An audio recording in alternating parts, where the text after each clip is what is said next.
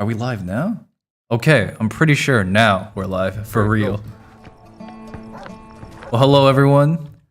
I'm back again to stream 2 days in a row, broke the world record. And I'm here with my co-host guest star, SonofaMitch. I almost doxed your last name accidentally, I'm sorry about that. It almost came out naturally. No, it's fine. I think it's public knowledge, it doesn't matter. It's public knowledge. Alright, let me... So. Did I do the audio incorrectly for that? But yes, Mitch, please feel free to introduce yourself. If you know me from doing this. Hello, everyone, and welcome back to Top 10 Trends. And that's probably it. I am the guy who runs Digital Grifter, so if your orders are late, it's my fault. I'm working on a science fiction tabletop RPG. I've been doing that for the last 2 years because D&D sucks. Yes, very well put. Let's see. Yeah. Your mic's going to the red. That's my fault, I'm pretty sure. How do I adjust it? Or is the red down on my end too, if you need me to? Let me see. Like this? Is it better now? Yeah, well, I have you at... It's my fault because I got you on Discord at like 130% or something like that. So I'll just lower you down to 120. That should work. I apologize in advance to Mitch, first of all, but everyone, that this is my first time trying to do a live audio from Discord and match it up to mine. So there's going to be some mistakes, but I'm sure that anyone can enlighten me for sure in the chat if anything goes wrong. I'll put in the chat on a window so I can see it. And then we'll have an extra viewer. Mute. Nice background. Thank you very much, yes. That one, it's either Chinese or Japanese. I actually don't know off the top of my head. The mouse and the praying to the cat. Or maybe not praying, but at least giving them a lot of cool shit. Alright, so if I switch to the gaming scene... Well, that's the that's the insult guy. How do I get it to show Left 4 Dead specifically? Ah, there we go. Perfect. That looks so natural. Alright, now does my chat auto update? Yes, it does. Okay, I'm seeing things go up and down.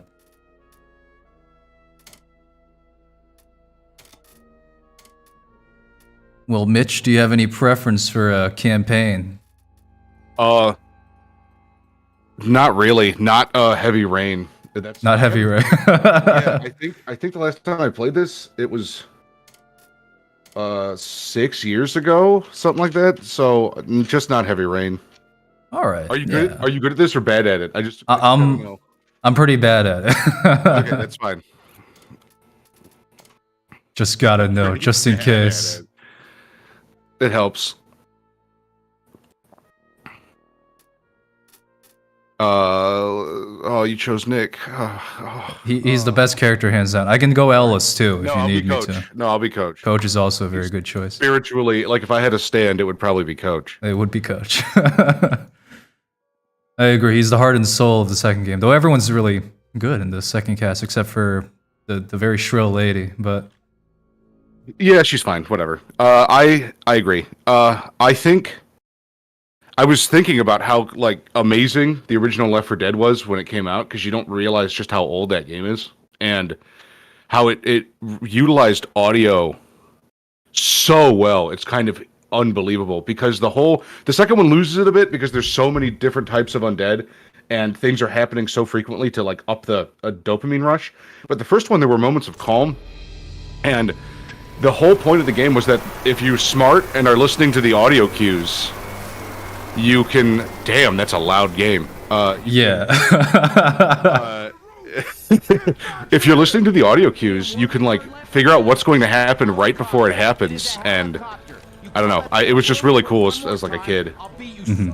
Alright, so we're playing this game unmodded. Completely clean. Nothing's going crazy here.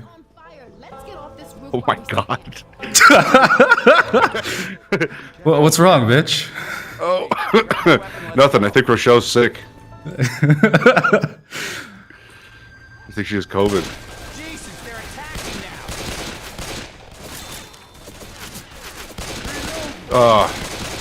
So what's new with you?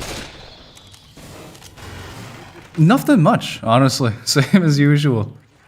That's where everything is right now. Everything's kind of like frozen because the whole world's like just totally frozen right now. Yeah, literally with the climate and everything of January specifically. Yeah. Yeah, I guess that makes sense. Yeah, everyone, even the specialists, got a burnout now. I noticed most of all because we've just been huddled inside in the winter snow. Oh yeah. Well, not just like it's not just burnout too. Like I think financially, there's so much stress right now going around. Even if you're set up well or have a good job, things are just like 2 to 4 times more expensive. Yeah. Good morning, hero. Why the hell am I not seeing Gandalf and Isaac Clarke running around? Oh, we're going full vanilla this run. Nothing crazy. Nothing I want crazy. people to get the true unmodded experience. Find another way. Yeah, I hate mods. Yeah, no. I hope every modder, in fact, they get a cease and desist order and lose their entire livelihood. I hope they choke to death. Hero, where's your not bound key? Oh yeah, my game keeps insisting that I don't have any keys binded for some reason. It might just be because I had a controller plugged in a while ago.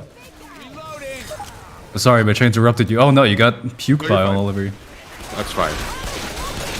It's just like going to like a Walmart at this point, honestly. In the States.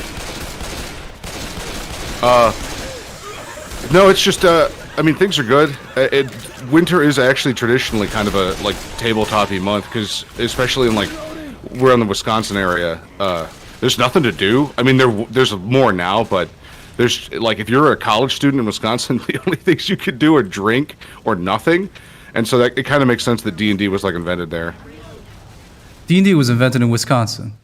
Yeah, for the most part, it was kind of like Bitcoin, where it was invented in like 10 spots at once, or in multiple locations because there were multiple people working on it. But yeah, it was like invented in Lake Geneva, which is so many miles from my house, and so some number of miles to my house that it would indicate I am close to it, but not that close, not as close as you're thinking. Not yes, of course. The direct opposite side of the country. Fun fact: there's one of the really old knights in D&D is called Sir Volo, and he was like an explorer adventurer. I don't think he made it into the later canon, honestly. But Holy shit. There's a town called Volo.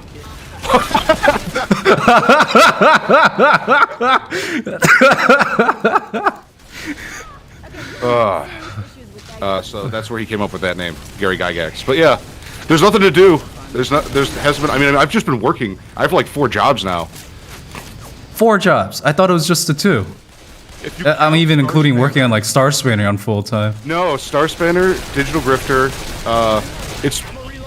tank? Something exploded in. Star Spanner, Digital Grifter, day job, and then second day job, and then if you count Star Spanner, it's not making money yet, so I have a hard time like counting it. But it's a lot of. I mean, it's what I spend virtually all my time on when I'm not doing something that pays money. So, sorry, I was shooting someone. Oh no, that was my fault. Sorry. I was just admiring the facial animations of this game.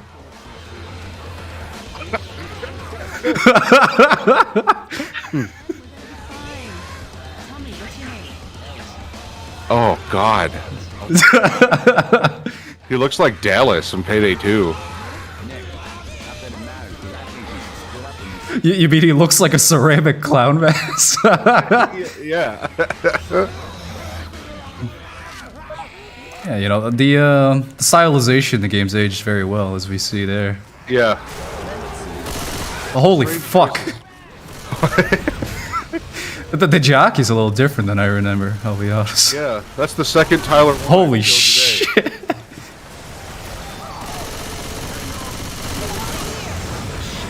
This is harder than I remember on normal. Maybe I just suck now. This is a little harder than I remember. Well, I mean, usually when I play, like, online with guys, there's, like, for some reason, it's always the number 3, despite the title. And it's always really easy with 3 human players. Yes, yeah. It's something about two bosses. They're just useless. They're just a little too useless. Like when they heal you in place in the middle of an attack. Yeah, it helps. I think they got rid of that finally, but it's still in one. Did you get this game for free? I know tons of people. I got this game for free, and then everyone who's ever wanted to play with me since, or everyone I've ever wanted to play with since, had to buy it, and I thought that was really funny. But Valve gave out the orange box, and then this game all for free at the one of the earlier days of Steam. I paid for Left 4 Dead 2, but I got like Left 4 Dead 1 well, I got the campaign for free inside this game, which I don't know if that was DLC or just a free update or whatever. I've always cherished their decision there. That's how I got to experience the first game with melee weapons. I didn't know that wasn't in the original. I was so used to Not in the original. Certain guns weren't in the original that are in the expanded first edition too. Someone's chilling in the wage cage. Oh, you're watching this stream while at work? It's fucking awesome, dude.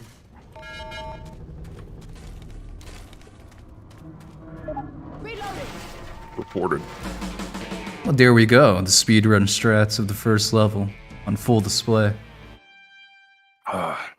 Actually, so we have to get Nick into a parallel universe. We're going to move him over into quadrant parallel universes, or 2 QPUs. The A and a half press one.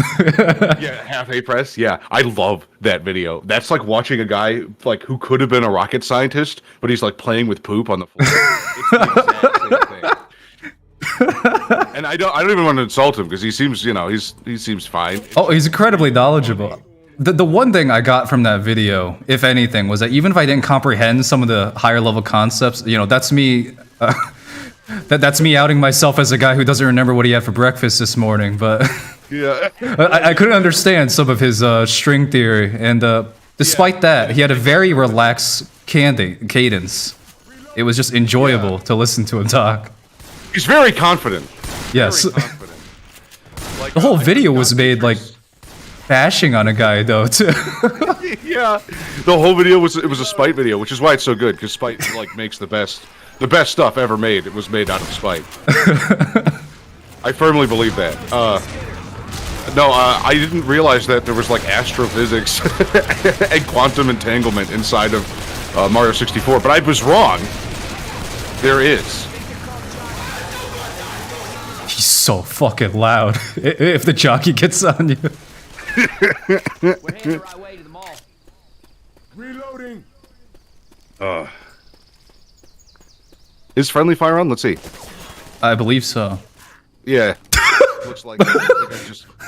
Bridge to the mall. Block. I saw Ellis's face as you did that. It was he was not happy. Looked like a lost puppy. Densky asked if we have snow. I have snow. Yeah, we've got probably about 1.5 feet, 2 feet now. Maybe 3 on the larger drifts. We just got soaked. Yeah.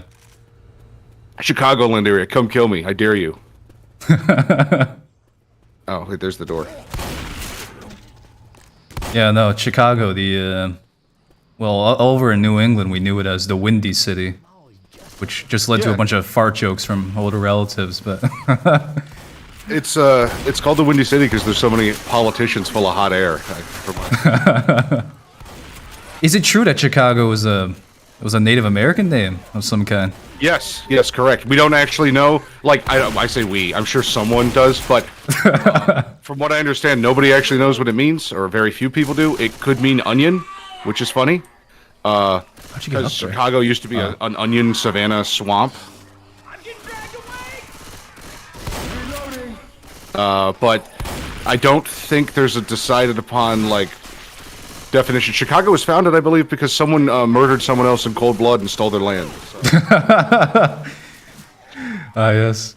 I just learned about the Romulus and Remus foundation story of Rome. Oh, yeah? Have you heard that one?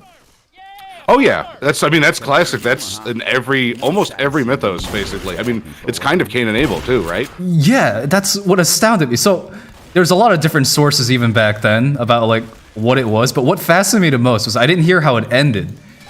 So Romulus and Remus, after a career like fighting as like mercenary leaders, basically against the Etruscans. They decide to found the city of Rome, but they argue over which hill, and I can't remember for the life of me, like to build the start of Rome on. And Romulus starts building walls around his chosen hill. He doesn't care about what his brother wants. I just shot the witch. Yeah, I'm dead. I'm dead. No, you're fine. This stupid bitch. Thank you, thank you. Yeah, they couldn't choose what hill, and then they killed each other. Well, one of them killed the other one. So that's one of the sources. I like Virgil's, who wrote about this as an actual like serious historian. You know, he didn't want to be like too much of a poet around it or whatever. And he said Remus saw his brother building the walls around the hill, and to mock him, he jumped over his brother's wall, like back and forth in front of a big crowd. And the second after he jumped the wall, he collapsed to the ground, immediately dead, like a rag doll from Gary's mod. And that was seen as a sign that the gods were displeased with his behavior. But I just like the idea of him immediately ragdolling dead. Like in midair, like he didn't even touch the ground. He died. He died in midair. Yeah, I could believe it, honestly. It sounds, ridiculous unless you actually... And again, you say study history, and it's mostly people being like, yes, we are lying, and it's cool. Yeah. But, I mean, that reminds me of how Cao Cao died, when, like, someone delivered him Guan Yu's head, and then it apparently opened its mouth and, like, said a word or something, and then he had a fucking heart attack and died right there. Was that Cao Cao or another general? I thought Cao Cao, he got the head tumor. That's what I think is actually what happened, but I believe in the Romance of the Three Kingdoms it says that he witnessed Guan Yu's severed head after it was delivered to him finally, and he just like his heart exploded because he was so like it was like the ultimate like theme of brotherhood between them.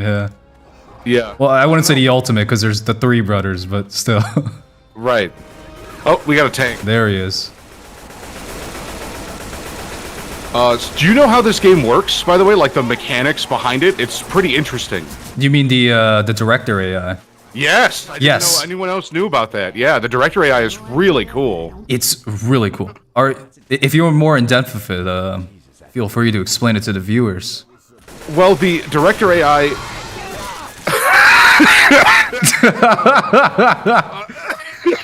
the director AI... It was the face that got me.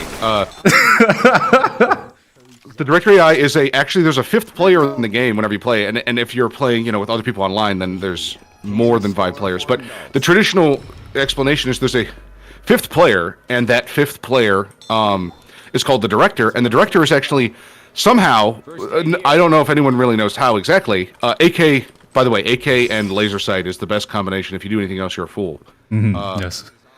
But the director is monitoring your gameplay and rewards and punishes you for playing the game in certain ways to make sure that no game is too easy and no game is too hard. Although it's really not good at the no game is too hard part. Yeah. For instance, the director will punish you if you shoot zombies from over a distance of like 30 meters or something like that. And if you're shooting out of the safe house room or you stay in the safe house too long, it starts racking up like screw you points, basically, and then it spends those points throughout the game to crap out special infected, tanks, more infected hordes, hazards, stuff like that. It's really cool, actually. Yeah, no, it's downright fascinating. Yeah. Give me that good old-fashioned cola. Sorry, Chris. The Left 4 Sped 2 classic, yeah. Yeah. I said sped instead of speed, like a... No, it's fine. I remember meeting him and just doing all of those at once as fast as possible because I figured every time he meets a fan, they do it. And he just started laughing and he said, "Fuck you." Wait, you met Oni? Yeah. That's insane. I don't want to name drop or anything, but it was just it was really funny to do that, and then he's a really, really nice guy. So. No, I'm glad to hear it. That's insane. I'm starstruck just from hearing like that. No, he's cool. Actually, most of the people you like on YouTube are pretty cool, if I had to guess. Like, I don't know everyone, but if you're in that crowd at all, like internet animators, like former Newgrounds animators that are down to earth and not Aaron Hansen, then they're pretty cool. Yeah, the Starbomb really fucked up Aaron, from what I can tell. Someone says if Rome was so great, why didn't have a Bass Pro Shop in it? They didn't have a pyramid, so they had to take over Egypt for it. That was the idea. So that's the one in Nashville, right? Yeah, I think so. Another witch? We're pissing off the director somehow, and I don't know what we're doing. I don't remember. I didn't know that shooting from like 30 meters away was like a trigger for the director. So what's annoying then is that means that sniper rifles inherently make the game harder if you use them correctly. Mm-hmm. Yeah. Yeah. Holy fuck.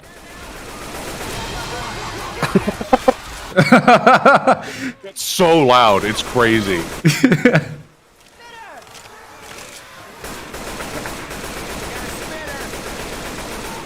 Reloading. Kept you waiting, huh? There's my gamer reference for today. Oh man. Y'all, inside now. Rochelle, you boob. I was going to talk about earlier when we were the Romulus and Remus. Oh no, wait, is Romulus and Remus the Star Trek version of it? No, No. okay, Wait. yeah. Yeah. Star Trek No. also has Romulus and Remus. They're two planets. One would become planet Vulcan, I believe, and one or become the Romulans. You can guess which one that was. And it's just so I have this theory of the whole universe and why everything exists, and I genuinely believe this, and this is actually prevalent in Star Spanner too. I believe that the universe is a narrative generating mechanism or a narrative generating engine, and the more interesting of the life that you live and the better your story, the more likely you are to inherit the story of like an archetype. So Romulus and Remus has happened so many times, it's unbelievable, and it's so hard to describe, but I genuinely believe, like, and I can kind of back it up with like ideas around scientific experiments, that the universe is like, the universe as a whole, as like a mechanical device, is watching us. You want to call it God, whatever, is watching us, and it is determining whose story or what story would be the most interesting, I guess I could say, or the biggest, like, the best narrative, whatever that means. But we all kind of know what fits into like a good story. Yeah, you know? the drama and all that. Right. So whatever that will create, the universe is actively watching for it and attempting to set it up as much as possible, over and over and over again. And the more strongly you embody an archetype, your basic, like, reincarnation is like a. How'd you do that? I was stupid. Reincarnation is real, but it's not your life that gets recycled, it's your story. And it's not your story, you're just like inhabiting it. There's a biblical passage that I'm not going to remember word for word off the top of my head, but the implication is kind of there of what you're saying, and that God is looking for some sort of drama. And I will say, what was the passage? I don't remember which book it was from, but it goes something along the lines of, you will be judged according to the circumstances that you were given. So, you know, if you fuck up, but you came from a pretty harsh background, there's, you know, some leeway there, obviously. There's going to be some understanding upon final judgment. And that kind of relates to that, of like, pretty much, if you end up getting set up in the most dramatic, harsh circumstances, you're pretty much encouraged to try as best as you can in regards of that. I was about to say despite of, but the opposite of it, in spite of. You know, there's a line from Conan, and it's a movie, so, you know, but I like Conan a lot. And the line is that it doesn't, you know, he's praying to Crom for the first and last time. And he says, it doesn't matter if we are good or bad, or what we fought for, or why we died. All that matters is that two stood against many.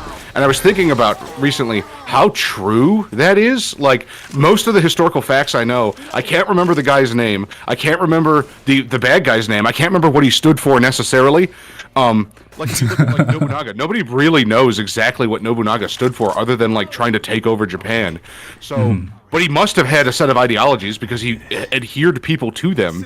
So, my point is that, like, it doesn't matter what you were doing. All that matters is that two stood against many, and that's like all the cool Old West samurai. All the stories I remember are just like acts of heroism or bravery or total flukes. Like, you know, one guy took on 6 people and lived, type of thing. And I think it's 100% true. It doesn't really matter if it's your actions or not.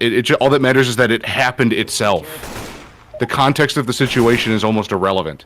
You can see it a lot in our, and this is nothing against it either. Everyone loves an underdog story, but American media has been struggling very hard, especially with stories involving our military, to create like underdog stories. It has to be something like Black Hawk Down, where we drop like this squad completely isolated from supplies into like It's the middle of the this absolute top dog, right? Yeah, exactly. When it comes to military technology and logistics, there's just isn't any contender. That's not even saying we're like amazing at it, though I think we are pretty good at the logistics part. It's just the fact that there is no competition on an equal ground, essentially. Right. So it's no challenge, and it's like, of course. And then, you know, the whole Russian thing, I'm going to be honest, I was pretty surprised that it's going the way it is. I thought, you know, oh, it's winter. Russia. Holy fuck. just like that totally normal Charger, Russia always steamrolls in the winter, and it doesn't look like it's happening, and they might have to resort to like nukes, which I don't think will actually happen, but if it does, it'll be in a very tactical, like benign. Oh fuck. I don't know what I did to piss off. There we go. We got it. Nice. And so, Aeolus, it's just this like, yeah, I don't know. It's hard to describe, but so there's these recycled narratives, and my evidence for this is, you know what the gold slit experiment is in physics, and it's an overhyped study, but it's kind of a really interesting one. If you don't know what it is. What is it? Okay, so the gold slit experiment is this experiment that was done where basically you set up I don't know if it's an X-ray machine or what, but you set up a machine that fires off individual like particles of energy. So, you know, X-rays, gamma rays, protons, neutrons, crap like that. Mostly electrons. And you set up a gold foil, basically like think of like a shooting target, but it has slits in it. And those slits either catch the gold either catches it and blocks it, right?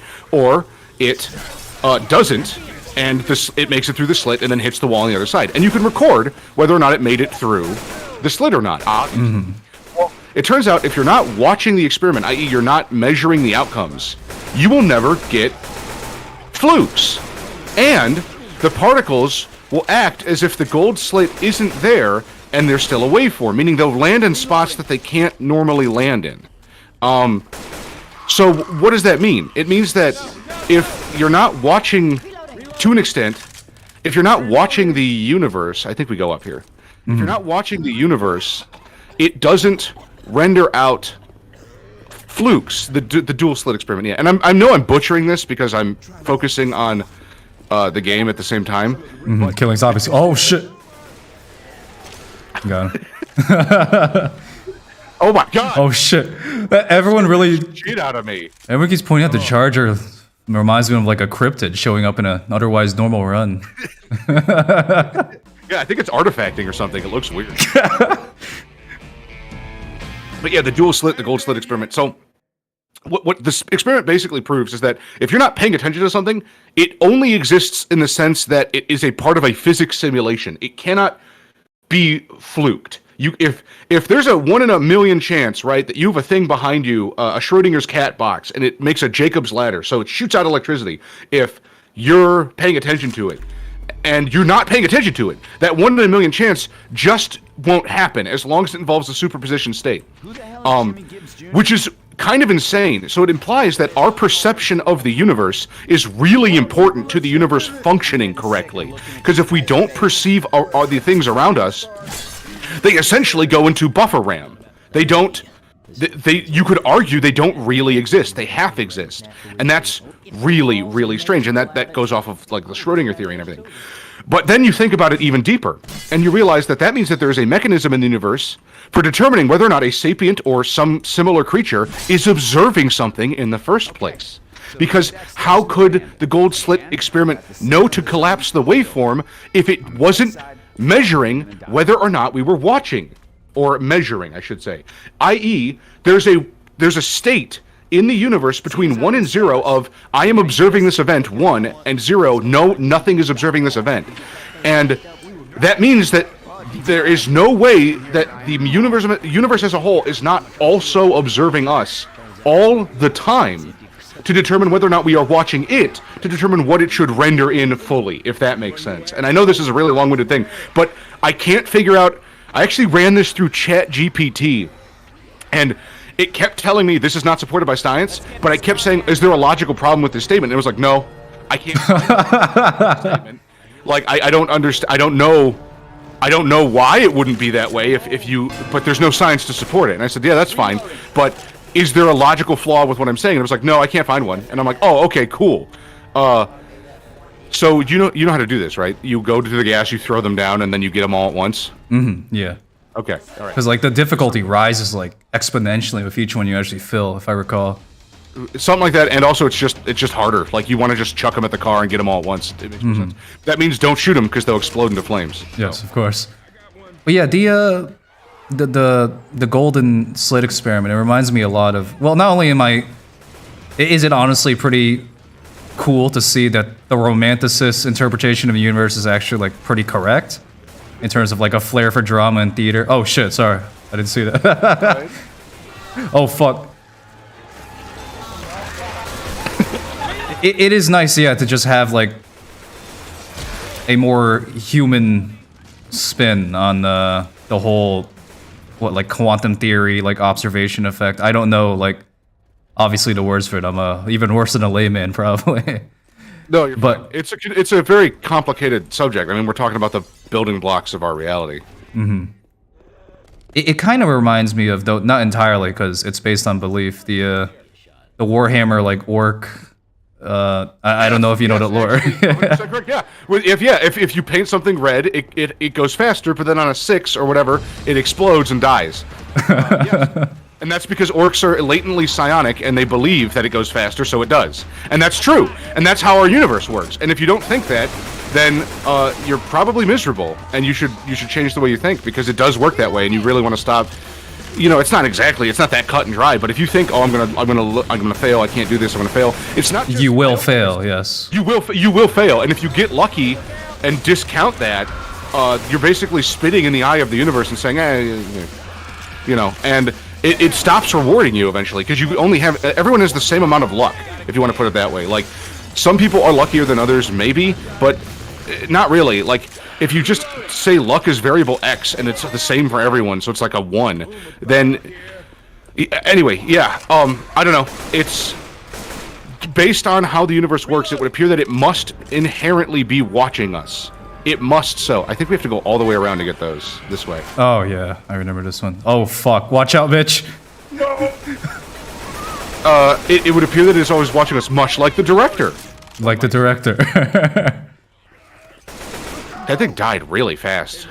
Kind of absurdly fast. I know that the health pool for the tank is determined by the director in a certain range. Correct. Exactly. Yes. So... I actually, when I was writing Star Spanner, not only did I base some of the lore around that concept, because that's cool, I think, and also, I'm so sick of the simulation theory at whole. Like, yeah, sure, it's probably somewhat accurate, fine, I don't have a problem with that, but I'm just sick of hearing about it. It's so boring. It's like the Reddit attempt to, like, literally try to, like, rationalize God or something like that. No, right. In like, the most Reddit way. Boring. It's so boring. The dual slit experiment? No, the gold slit experiment. Or wait, what was it? The gold or the dual? I don't remember. I think they're the same thing. I'm not a smart enough man to distinguish between the two. I am a simple ape. But, it is an experiment like that observed the collapsing of wave particles. I'll gather them up if you want to fill them. Sure. That was Genghis Khan talking. But sorry. Well, you don't have to apologize for a Genghis Khan reference. Nothing wrong with that. Oh, I'm dying. Oh shit. That's okay. The computer will run up and hit me and let it take 30% of my health instead of shooting it once. Glad I joined this TED talk with the occasional heavy appearance. It is. Oh my god. A TED talk where they're like playing video games badly in the background is actually really funny. You're just describing like the active, like average, like feminist frequency kind of thing. I just met with like a live audience, like a Yeah. huge theater, and they have the headset mic, and they're like, "So today we're going to talk about the consequences of the Gulag Archipelago." Russia, and they're playing like Counter-Strike Go, and you just hear in the background. Suka bliad. I tried to play Counter-Strike Go a while ago, but I just got yelled at by Indians. Yeah, pretty much. You have to be really good at it now, honestly, to like enjoy it the way it's meant to be played. But yeah, so Star Spanner, the game mechanics function around this concept too. And it was a real delight, honestly, to take that and turn it into a vision like that. It's not easy to do. It took me 2 years, and I'm like sub 40 IQ, so that's probably why it took me 2 years. But yeah, what was it? I was about to say. Hold on, I gotta figure out You're this. fine. Like the chat thing for me is like so delayed. There we go. is it that delayed? I'm using like the one through my stream software, which is probably a mistake. Oh, OBS is like okay. It's okay. It's just like by like 10 seconds or so. But I think I got it fixed now. The problem is if you want to move up, you have to like use Streamlabs and shit, and it becomes this giant headache thing. Yeah, I'm a little too stupid for that. If you want me to, I could make you an overlay. I was thinking about doing this a bunch recently too, because I was gonna like do a. I have to stream more to get the game out and stuff, so I was gonna do like a Money Mitch persona where I play money games. Money Mitch persona. Yeah. But what was I about to say? Oh yeah, I was gonna draw a connection between like how you were able to compare the effect to the director AI. This is actually like the perfect game choice for you to explain a very difficult concept, which is also probably another example of things working out for the sake of coincidence, basically. Yeah, narrative. That's a better term for it. As I've gotten older, I have learned that coincidences are rare. I am now, and this is very self-centered, so I'm trying to like ground myself. But I notice media, parts of media, not all of it obviously, not literally, but the narrative metaphors and even sometimes like physical metaphors, like if you ever watch Evangelion, there's don't talk to me about Evangelion. There's people I don't want to get into it. Most people don't understand what it's about at all. But a lot of Evangelion are like visual metaphors for narrative elements, which is really interesting because the Japanese are really good at that. And because they're very aesthetically driven. And I'm noticing like physical props in my life that make sense technically. Like you could find the logic train of why I picked them or why they showed up in my life. But like my mom and dad went to Greece and they came back with some stuff. And this was the most interesting thing. This doesn't happen very often in American culture, honestly. But I'm sure it happens in other ones, which is why I bring that up. They gave me some gifts from Greece, and which was very sweet because they're like authentic, like Greek. One of them's like a statue, a small little sculpture, and then another one is like a shirt and everything. And I was talking, and I was like, "Why did you give me these things?" Because I love them. And they're like, "I don't know. We were in Greece," and I was like, "Hey, this is." Oh, I'm getting Tylered. This is. Oh shit. No, I'm good. I'm good now.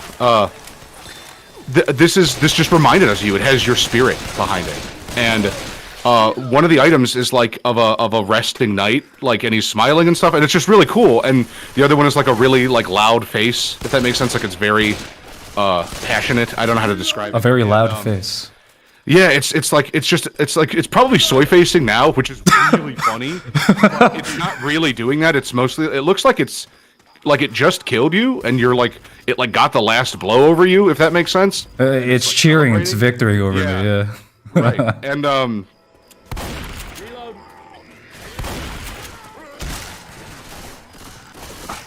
so I don't know.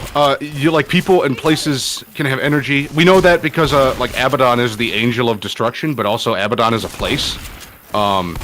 That's totally lost to culture, by the way. That's totally gone. The idea of a thing and a place being the same thing.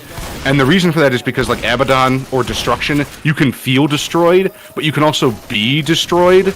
And when you're in a place, you're feeling it, and when you are destroyed, you are, you're going through the effects. You're going through the hard times. Right. And so I don't know. I've just incorporated all of that as much as I can into Star Spanner, because there's a lot of that in old D&D, and now modern D&D is like, whoa, drink your pour-over coffee with your trans best friend. Orcs aren't inherently evil, and they're not black people. Don't you dare. We're gonna say orcs aren't black people, even though virtually no one thinks orcs are black people. Cause I remember that controversy. It was insane. What was it? A writer for Wizards of the Coast that said that? It was like one of the most racist things I ever heard, or like the most. The PR team constantly shoots itself in the foot. I hate if you played tabletop games like Magic and Dungeons and Dragons, you should hate Wizards of the Coast. If you don't hate Wizards of the Coast, you're a fool. You're like a genuine loser. You can like the stuff they make, but they're a terrible company. They just tried to revoke the open gaming license again. Much like Games Workshop kind of has the same problem. Yeah. Yes, much like Games Workshop. And I get some of it is because like they have to be ruthless to survive because it's a really, really cutthroat industry. But they don't have to do all this shit. I have firmly believed that their philosophy of let's kill our own player base because it's funny is a really bad way to go. Yeah. I remember playing with a D&D game with a... It was like a friend's dad who like introduced him to the hobby when he was very young. Yeah. And his entire philosophy of the games was just literally that of like, how can I just like kill you as soon as possible? Yeah. And it was... And it's like, I also understand, like, there's some people who are just, like, a little too obsessed with the roleplay that they can't even play the game, really. And, like, it's another reason why we keep losing a lot more rules as time goes on, for better and for worse. But I remember one thing was, specifically, we would just, like, be chased by guards and, like, slaughtered and killed. And then we would, like, eventually just say, like, can we, like, ask the guards why they're after us? And he would just say, oh, they're just guards. They just do that. Like, they're just a guard NPC from a city-state that just hates you. He has like 5 IQ. He's the GM. It's like, we at least just give us a reason. Like, like, why in the narrative does this town's guard hate us? And I say city-state, like... Dude, that's like what happens. And I'm saying, like, city-state to even, like, give him some, like, credit and, like, try to flesh out his world for him. But it was literally just, like, a small farming town. Like, with no history or anything to it. Yeah, that's the unfortunate experience most people have with D&D. But eventually you find a game, and here's the thing about D&D: you can play whatever edition you want. You can, and I mean, not fourth. You can play whatever edition you want. You can like enjoy it as much as you want. It's mostly about the people you're with and the quality of the GM you're playing under. And for a lot of people, their first experience is like the GM trying to kill them off in a shitty world that's like really underdeveloped, and then it's either like a crappy dungeon crawl that sucks because. Or it's a nothing, or it's a wonky like lol, like my feet grow big because I'm wearing shoes with big feet, like stupid bullshit. And I detest those games. Some people enjoy them. More power to them. I genuinely hope that you have a good time under that. But I have run game. Oh god! Oh fuck!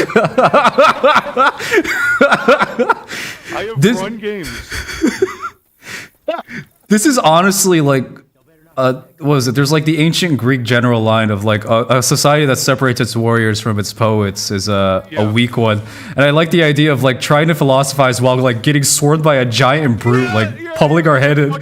So like, doing an Irish jig towards me. I genuinely think there might be some credence to trying to philosophize even in a virtual world of getting like your face pummeled. No, So I was just saying that like I've run games that are so good, they're a decade old, and people still talk about them. And that's not like I'm fucking epic. Like, yeah, it's a flex a little bit. But what I'm saying is my fundamentals are completely antithetical to that. The whole game should revolve around the narrative. And because the loot in the dungeon, the enemies you're fighting, the reason you're there, that's what makes it important. The game I'm talking to in specifically is it was this long-running game I'd had that was going for at least 4 years at the time. I think that game ended up going for over 7 years. And in the middle point, they had this impossible task because there was like an orc. The orcs had formed a like Islamic caliphate and a religious Islamic caliphate, and they were fucking the shit up of the like kingdom, the united like alliance of kingdoms that was trying to survive. The forces of good, all that crap.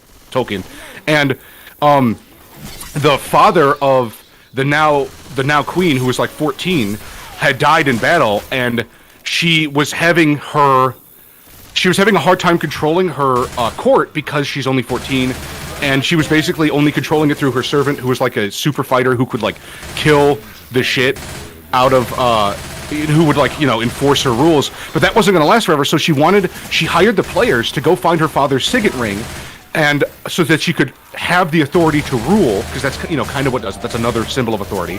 And they had to go to an old battleground where her father lost his life.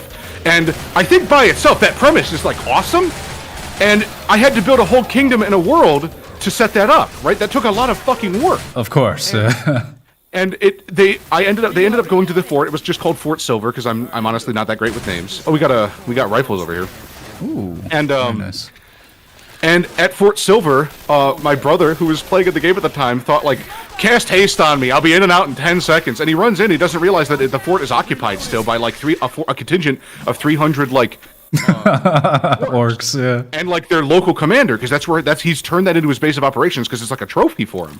So they literally run past, literally just sprint through the orc camp before they realize what is going on, thinking they're going to find the ring on the ground somewhere. And then they back off. And then they get inside, and the orcs close the gate behind them, and it's this, that's the dungeon. It's this giant structure, obviously, because they've modified it. And then they were like, we were all in person for this too. It was we all came together. We all drove to this my friend's his townhome, and we were gonna spend the entire weekend doing it. It was like a birthday thing for me, and I was like, I'm sorry, guys, this doesn't look good, but I don't want to like pull punches. And they're like, no. If we could have some time to talk, because we would have had time to walk there. It was like a 2-week journey. I'm like, yeah, of course. And they were like, what do we do? And it's like, well, we might die, but let's see if we can take them with us. That is cool. Yeah. It was a 2-day real time in-game, like basically real time 1-to-1 fight of them versus 300 orcs, and they became like Navy SEALs, and they would just like, if we meet them in open combat, we're dead. But if we're in hallways, it's 2v2, and we're better. So we always have to keep moving. So for like 36 hours in game, their characters, and like, we're rolling fatigue checks and shit, and they're just going and going. And the NPC, who was my character, because GMs do that. His name was Callahander, and he ended up being called Callahander the Undying because out of the mechanics of the game and sheer luck, pulling no punches, he went to negative hit points like 4 times. But Cavaliers in that game are allowed to do that, and he was like at one point completely run through with a spear and still managed to kill the guy holding it before he like collapsed. And this is old D&D, so it's not easy to survive. Like it's hard. As a wizard, you have like 16 hit points, and an orc, does like 2d8 damage, so they can literally one-shot you instantly. And they won. Without me pulling punches, they actually won.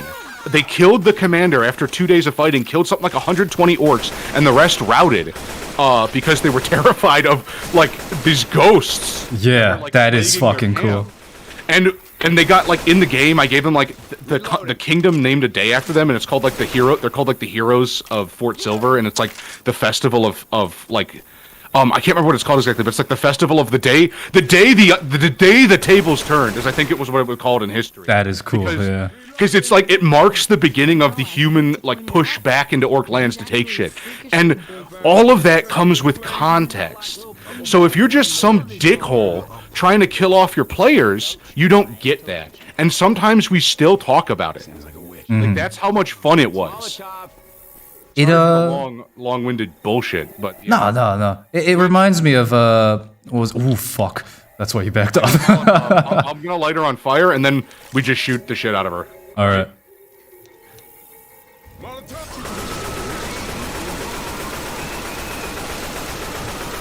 We did it. All right. Very nice. But oh fuck, I'm still on fire. I'm an idiot that just walked straight into. I disappointed every single one of my like Neanderthal ancestors in that decision. Fire hot!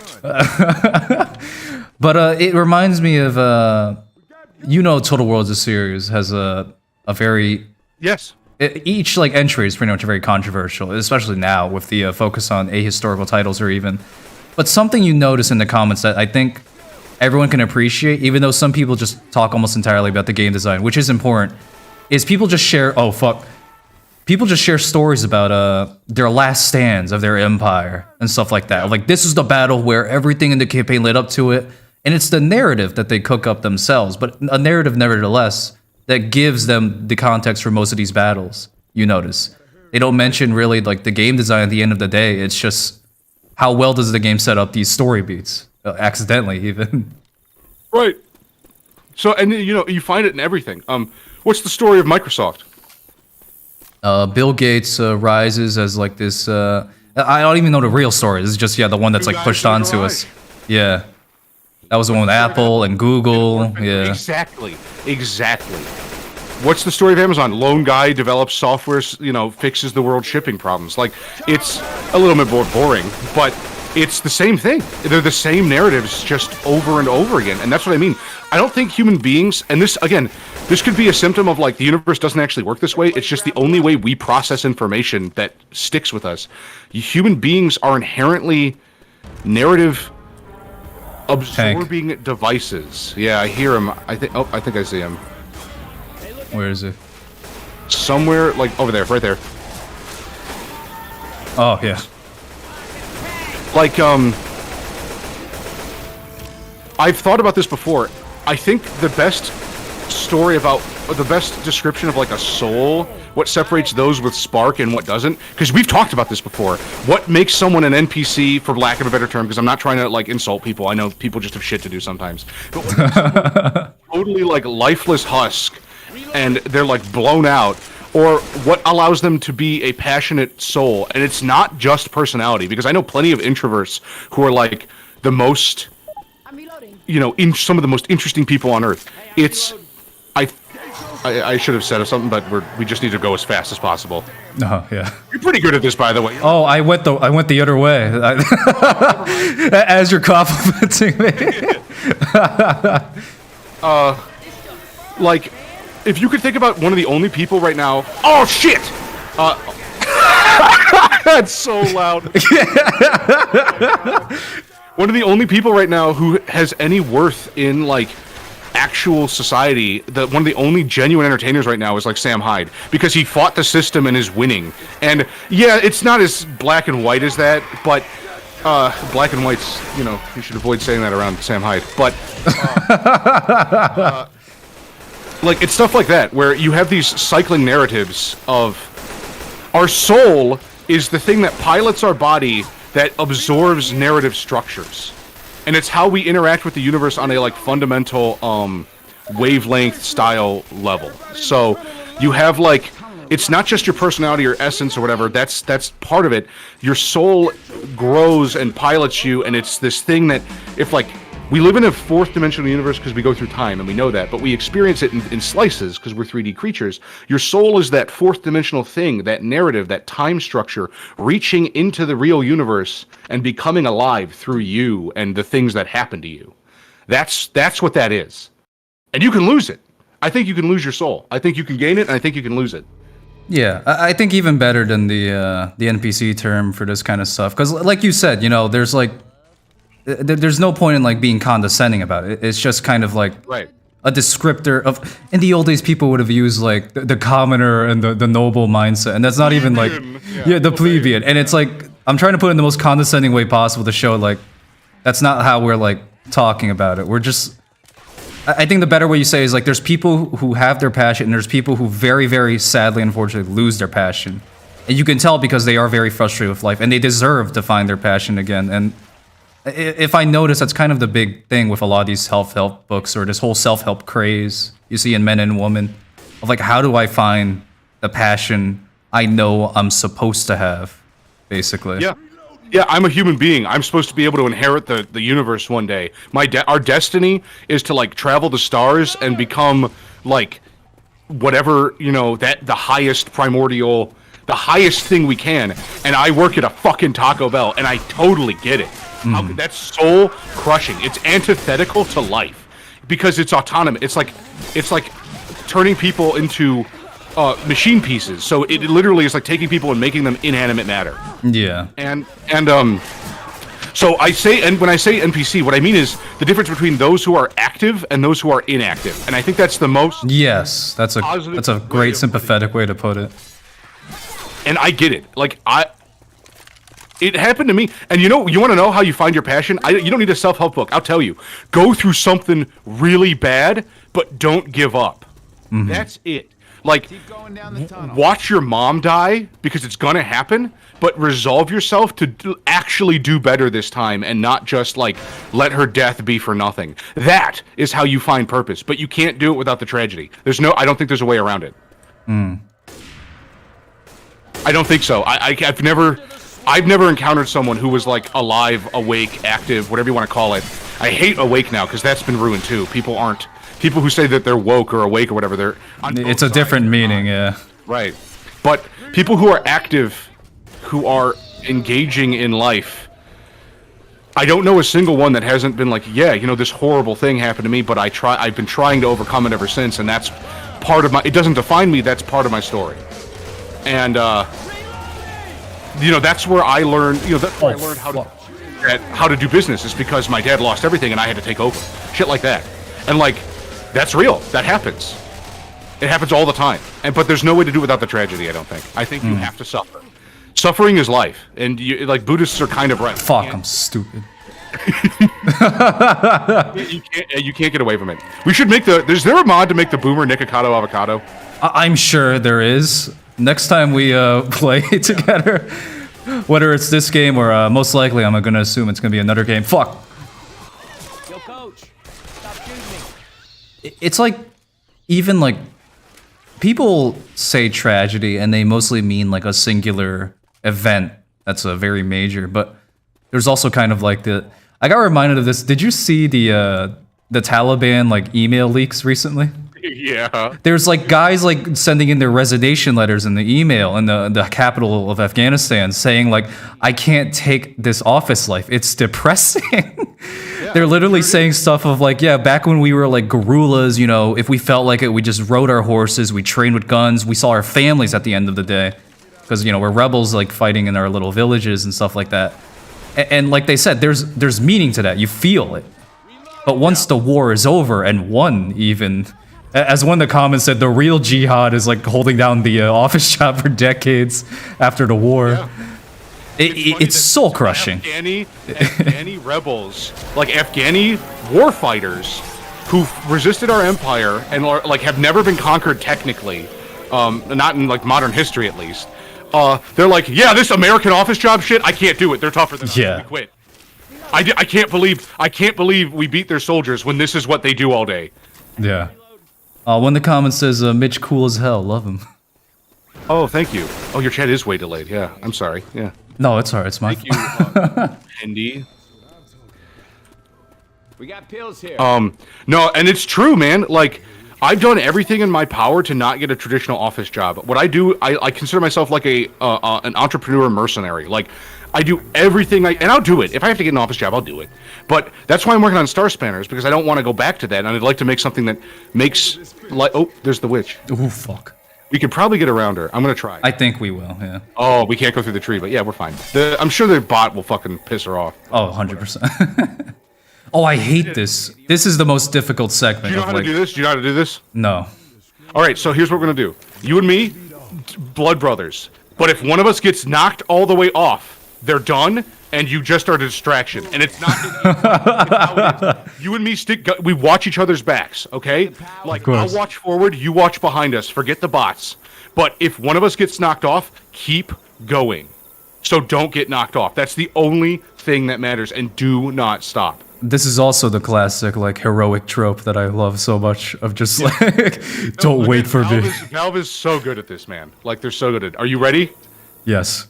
All right. Remember, like, don't get knocked off at all costs. At all costs.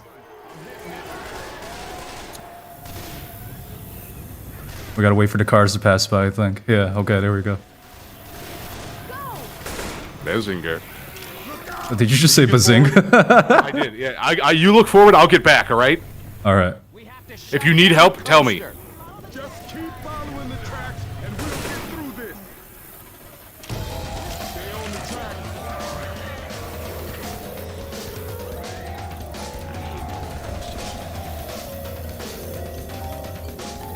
This segment actually has us focus. That's the power of like how tense this seat is. Right now. Once we get to the station, we'll be fine. Thank God this doesn't do a loop. This is exactly like being a U.S. Marine in Somalia. I swear to God. Chasing a roller coaster car? One forward, one back. Don't stop moving. Oh yeah. All right. Oh, Shit! Are you good? Are you good? Yeah, we're good. We're good. All right. All right, get into the booth and just sit here. Okay. We could try to make it to the thing, but we did it. Like, we basically did it. We did it. There's a fucking charger. I just see it dancing like 1,000 feet away. Oh yeah. I like that you're using your ancestral weapon. The AK? Oh no, the the samurai sword.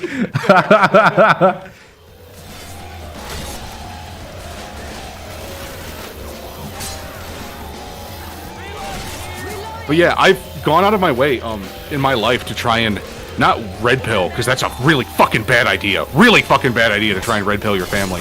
But to be a beacon of change and like stability and positivity for everyone since I was like 19, because I realized that if one person did it, others would eventually follow. That's all it would take. It's the 0 or 1 argument, which is a like famous logic argument. But basically, as long as there's one, it's the same argument I just realized I used for Digital Grifter, and I'll explain that. But as long as I refused to like blow my brains out and quit changing and like give up, as long as I refused to give up, others would be like, well, I can't give up. Mitch is still going. Like he's this eternal like engine that goes forward, which shouldn't be possible. So if I watch him do it, then I can do it too. And my life has gotten easier ever since then, because now I have this wonderful group of people that are like, yeah, let's not give up.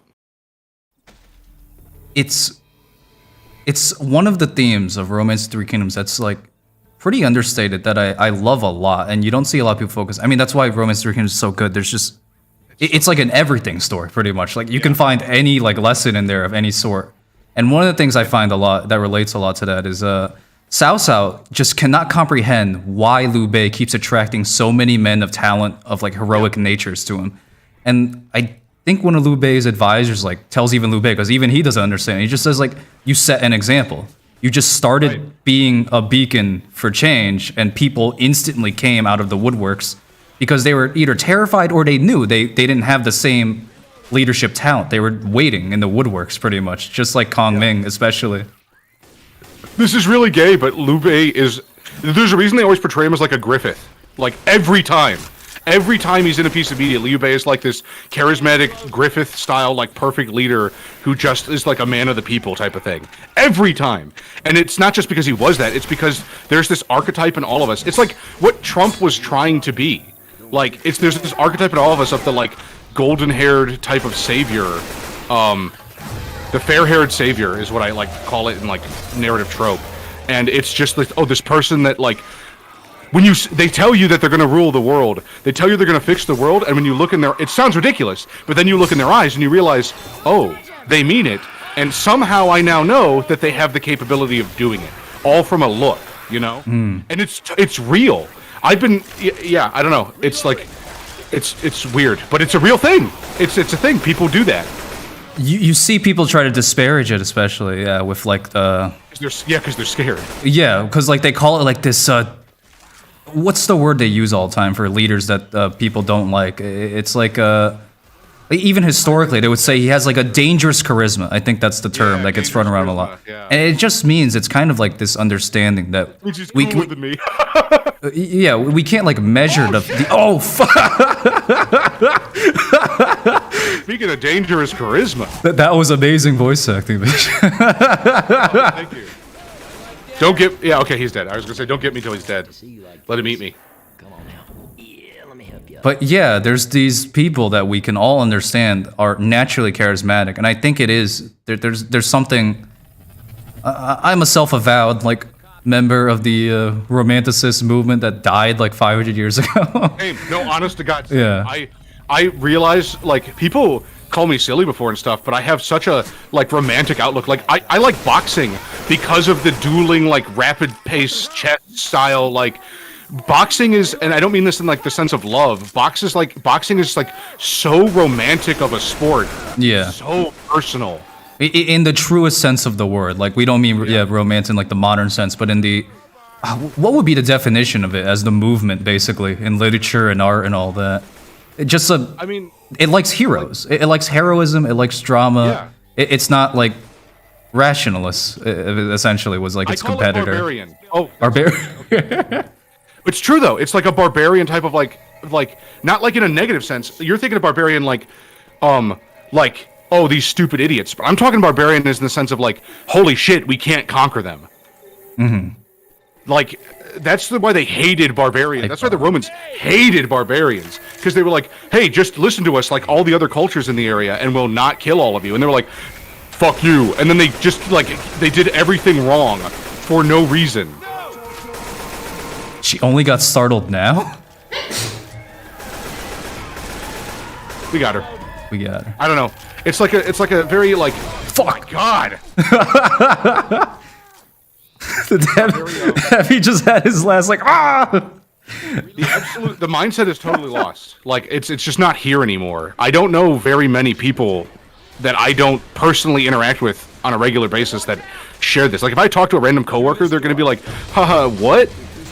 Like they don't get it. I don't know how to describe it. It's everyone's corporate. Everyone's, you know, their humors are off. They don't got enough bile.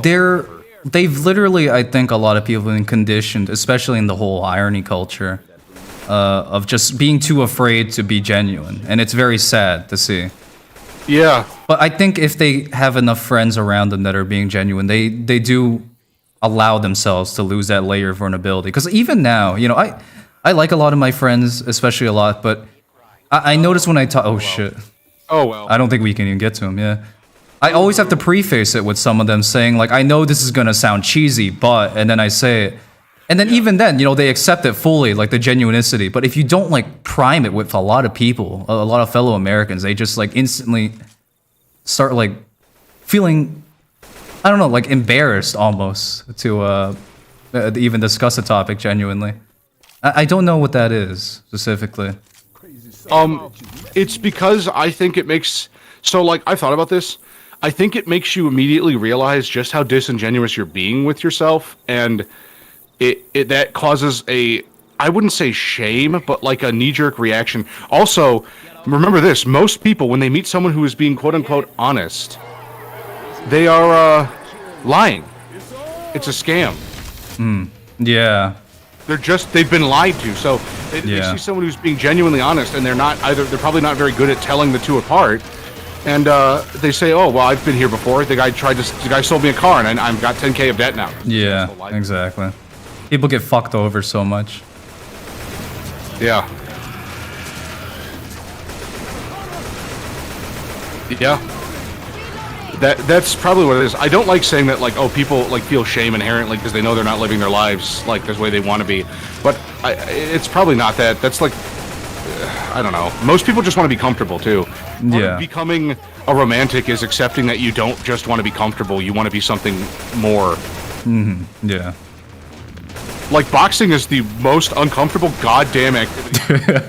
Not only is there physical pain, It destroys your ears, your nose, almost perfectly. and training for it is like living hell. Oh yeah, It's the worst. the fucking like lungs you need just to do like the exercise where you like go around the ring and like shift your feet without crossing them. It's insane. I say this as a man who only did like a month of lessons just to see what it was like, but you can really sense just the amount of dedication and willpower that you need to even train in it. Yeah, I'm a fat guy, and I'm actually not as out of shape as. I'll get you the bottle. Thank you. We're almost there. We're almost there. Holy fuck. Spitter. Oh fuck, I'm stuck. Oh, we're dead. That's it. Right at the end. That part always gets me. But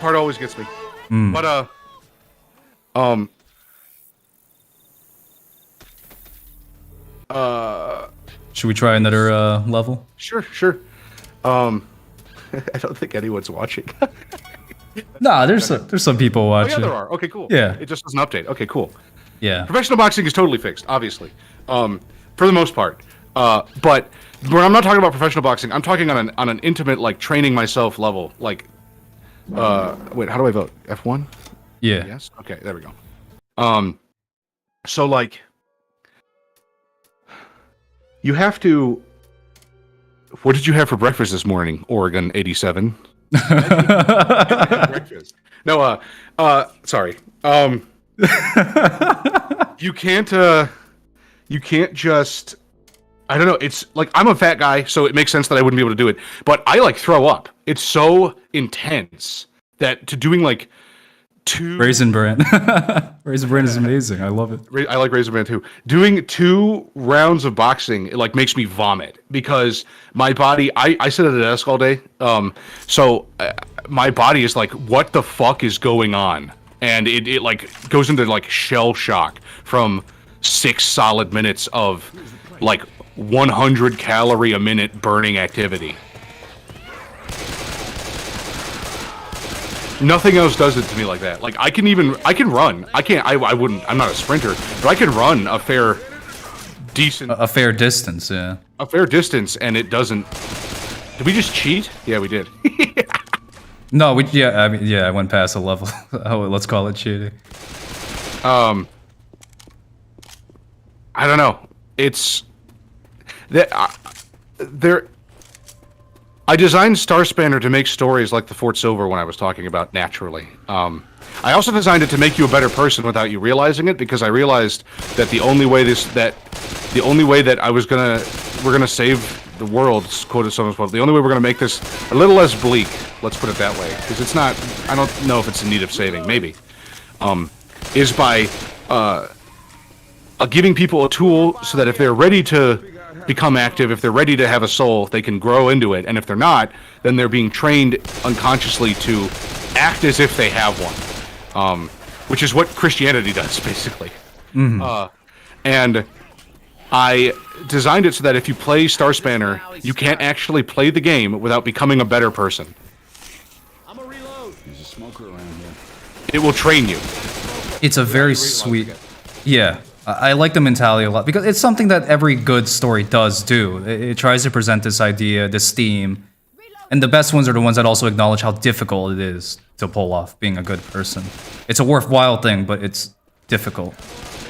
Of course. Otherwise, everyone would be doing it all the time. Yeah. Right. And it becomes, it looks like from the outside looking in, like being a shitbag, it just looks more beneficial, profitable. So do you know where to sit for this? You know how to do this? No, I don't know where to sit. We sit here.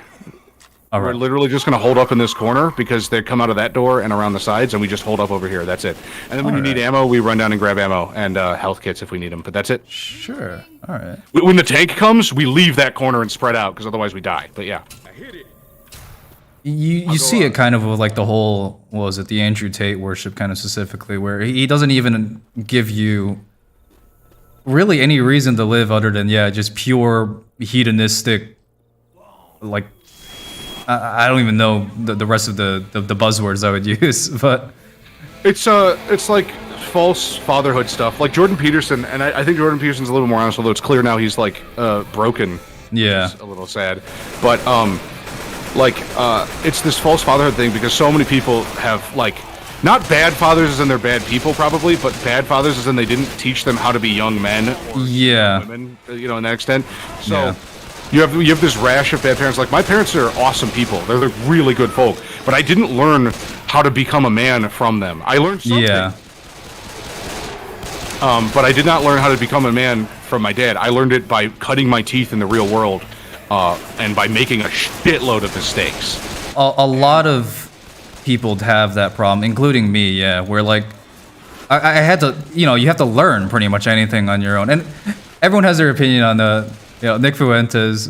Some might say he's a little too young to be doing the kind of stuff he's doing, but he has a very succinct rant that I like a lot because it does describe the state of parenting in America that produced this entire generation of schizoids, including me.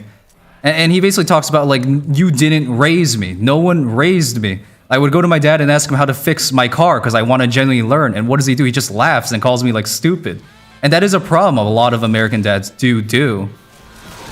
They just go like, why don't you notice already? And it's like, you raised me. You didn't teach me. Yeah, it was supposed to be you. Right, so I had the thing that separates it, and this is where I'm lucky. This is why I think I have a chance at, why I think I have this mentality is my parents are genuinely wholly good people. Like the iconoclast Americans that like worked their way up from poverty and like built themselves, not an empire of wealth, but like, hey kids, are you okay? Like the economy's tough right now. Do you need anything? Yes, which is very sweet. Right, which is, I am so fortunate for that. All of my friends are suffering. All of them. Yes. Like everyone is going through hell right now, and they're like, no, we can still help shield you, but I have to turn down that shield. You know, I can't just absorb their help all the time. I have to try as hard as I can and make a completely genuine effort to succeed on my own. But my parents, because they were busting their ass so much, they weren't around. And it's not like they abandoned me. They actually taught me the very basics of stuff. And like, here's how you take care of yourself. Here's how you come home from school. Here's how you do this. And then they weren't around to teach me stuff as I got older because they were working their asses off. Yeah, and that's the real tragedy. That's probably why it's so rampant. It's not that most parents are bad. Most parents are parents. They just literally don't have the time to parent. They have the fucking time. Society isn't allowing them the time to properly raise their kids if they could do it anyway. Yeah. Hi, Bog. That's raising hell with my dyslexia. Whoa, I don't miss the stream for once. Hey, yo. Hey, how's it going? Man, I never watch live streams. The conversation between you two is great. Thanks for giving me a couple of laughs and making me forget my morning run. Double the run to make up for it. Yeah, double the run to make up for it. No, I'm very happy to be streaming with a co-host, but especially to be streaming with Mitch. It's that's very, very genuine. It's very fun. I've always wanted to stream with a friend, but schedules would never match up, and everyone's always busy, of course. I'm free basically whenever because I set my own schedule. I work from home too, so they're not going to know if I'm not working. Sure. Yeah, we'll see about setting up like this kind of thing more regular in the future. I think it'd be fun for the both of us. Yeah, I need to do it more myself too, just to get into it. I used to stream a lot, and I had some success, nothing crazy, but like I was building an audience, but I get burned out by myself. It's so hard. Yeah. A lot of things, as you mature, I think, in terms of like how you perceive social stuff, especially you realize that hyper-individualism doesn't really lead you anywhere in the end. You need to figure out how to work with people and how to gather good people to like work with, essentially. Yeah. All right, we don't want to go in the corner. We want to wait for the helicopter. Oh shit. Is the helicopter coming right now? It should. That was the second tank wave, so it should. Yep, here it is. I don't know what side it's going to come on. It looks like at the left, because it usually goes on. There's so many special infected. Nope, it's stopping on the right. That's fine. Holy fuck. We have like 10 seconds to get there before 85 tanks spawn. Yeah. Did you get a mod that turns every regular infected into a tank? No. There was this mod that some servers, like, they install automatically and they make you play, where it's like a bunch of different kinds of tanks. Like there's a tank that will like fucking electroshock you just like as it touches you and stuff like that. I gotta find that mod because it actually is a pretty fun one. But I think that's like something that's server side specific, and I'm a monkey and I can only do client side stuff. I can host a server if we have the time and stuff. It's just it's not necessary for this game usually because it's so easy. It's so smooth. You remember how the source engine running the server, how much of a pain in the ass it is, and now like, but for whatever reason, Left 4 Dead, it's so damn smooth to get into a game, and I was always wonder why they never applied that to the rest of their games. I don't know. Yeah.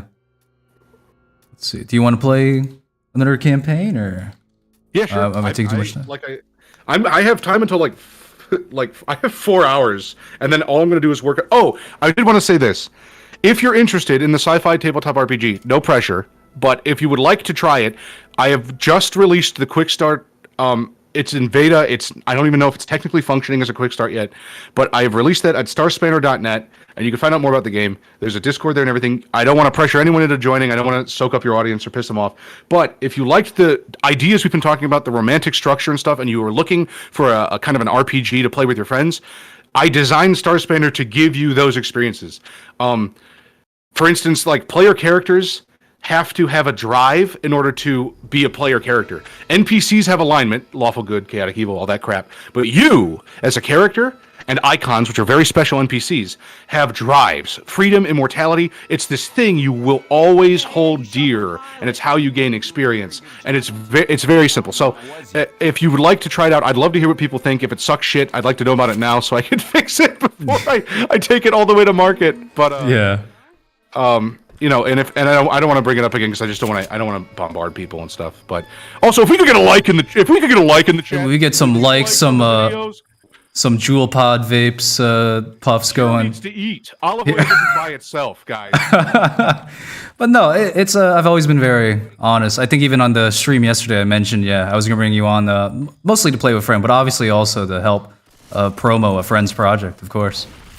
Yes. For anyone that's coming on the stream just now, Mitch is my friend who's working on a new tabletop RPG that he's been working on for quite a long time now.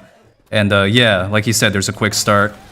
He's got like a open beta, for lack of a better word, on his website, which I linked in the description. And he's already name dropped. I don't want to mess it up by screwing up the name drop again. Just Starspanner. The name of the game is Starspanner. It's starspanner.net. A spanner is a wrench or a tool, and star is a star. So you're going, but you also span distances. So that was the idea for the name. Yes. Everyone gets it immediately. So that's all. I just wanted to give people a really fun tool that they can enjoy. And if it was actually it's really more for me. If it doesn't ever take off, it would suck a little bit, but I have a day job, so it's not that big a deal. Me and my friends were playing a version of D&D called Hackmaster, which is a parody version of D&D, which is also called third edition AD&D, because third edition AD&D doesn't really exist, and Hackmaster is a parody, so it doesn't work on purpose. It's inherently contradictory, and because of that, it's actually really fun, and because the rules are like interesting, and the tone of the game is actually like standoffish with you, the reader. It's like, good luck trying to do this, you like jackass. It's really weird. I think one of the worst jokes in it is like, you could be a female battle mage, and then it just like in parentheses says snort. that classic like old school slightly edgy 90s. Yeah, cheeky. That's the better word for it. Edgy is not cheeky. A good word for it. Cheeky. That's a good one. And I designed the game to emulate that, but if you like D&D but don't like what's been going on with it recently, or you think it's too easy, or you're not getting the depth of experience you were looking for, maybe you want a more rich experience like an old Baldur's Gate or old school D&D, Starspanner does what D and don't. That's campaign. It's funner, faster, deeper, and better in every way that's imaginable. We got inbound. I've been terrified of this witch this entire time. That's just off in the corner. I just love hearing like the Tyler 1 dialogue way in the background. Did the scream? Oh well, here it is. No, yeah, I hear it. It goes ah. I used to like draw a lot of like Tyler 1 like goofy stuff and stuff, just like the Nostalgia Critic, and people assumed I was doing it to like bully them or whatever. It's like, no, I always like have to preface it. Like, I fucking love watching Nostalgia Critic and Tyler 1, genuinely. Yeah, what a fall from grace, Doug. Shit. Everyone keeps like bashing him now, like again, over like he's doing the same stuff he's been doing, just releasing like his usual reviews. But Tyler 1 is like an interesting one. He's never like pretended to not be like just a guy who makes stuff by screaming into the camera. The TTRPG is sci-fi. I think we should look forward into the future instead of the past. It's 4 billion years in the future. 4 billion years. I did not know that. Yeah. Well, I wanted it to be such a long amount of time that I could do whatever I wanted as if it was a fantasy setting. Because if I said it like 1,000 years in the future, there's this feeling of, you get betrayed. Actually, you're like that might not exist. That doesn't sound right. Like, and you start making guesstimations. So if I say it's 4 billion years in the future, it's when the Andromeda Galaxy and the Milky Way Galaxy are colliding. So anything can happen. Everyone goes, oh, okay, and they just get it immediately. I was like surprised for a moment because I did the same exact thing with my fantasy setting of Ponte Historia, but it takes place on more of like a Renaissance era like technology level, like the Dune kind of jihad, but even more hardcore. But it's the same thing of like I wanted to do a fantasy setting, but I didn't want to do one. It was mostly for myself, honestly. I was just so pessimistic at like how things were going, I guess, and even now you can kind of see the trajectory of things, kind of Brave New Worlding, that I wanted to make a setting where it's a future that isn't Brave New World. It's not perfect, of course, but... Yep, exactly. That's no joke. Yeah. That's exactly what my thought was too. Yeah, exactly. It's good to have a course, I guess, at the very least, that isn't just inhuman. Fuck. We got him. Oh, we don't got him. I'm down to my fucking pistol, too. I have nothing. I'm down to the shotgun that I have to load shell by shell, so I'm a bit... I'm not doing so good on the rate of fire department. We got him. Easy. No problem. And like both my legs are like touching my forehead. Yeah, I like Ponte Historia a lot. I like Blue Rivers too. I actually read about half of it. I don't have time, but of course. I just overall like the art style. Like, it reminds me so much of like Italian, like what, like you and Magna both, like this Italian watercolor pastel, like lighthearted sort of like Jusica, and I don't mean to just compare it to other things, but that's that, you know, you're a professional artist, you understand what I'm doing here. Yeah, no, it's so whimsical on like such a nice level. It's such a refreshing pace from like Last of Us 2. Whenever you shoot an enemy, they immediately list off all their lovers and they're leaving behind. Yeah, there's you know, me, I purposefully like, and I think I even announced it on Twitter that I was gonna start studying a lot of retro styles like years ago. And it's something I've been very open about, my references and stuff like that. I'll have to gather them together in a list. I don't even feel comfortable saying them all out loud right now. Yeah. But like the biggest inspo I think at the start of it was Jusica, and like there was this film studio called UPA that was very active in the 40s and 50s, and just referencing a lot of that stuff. Yes, actually, yeah. I'm probably the only other person on Earth that knows about that besides like maybe Magna, because of my film stuff. Yeah. Oh, Yeah, I didn't no. even think about that. Oh, cool. Yeah, it's cool. It is really cool, and I'm also very touched that you took the effort to read Blue Rivers, because anytime one of my friends like says like, oh, I haven't read it yet, and but I'll get around to it, I always say the same thing of like, it's a mess. Just read Ponte Story instead.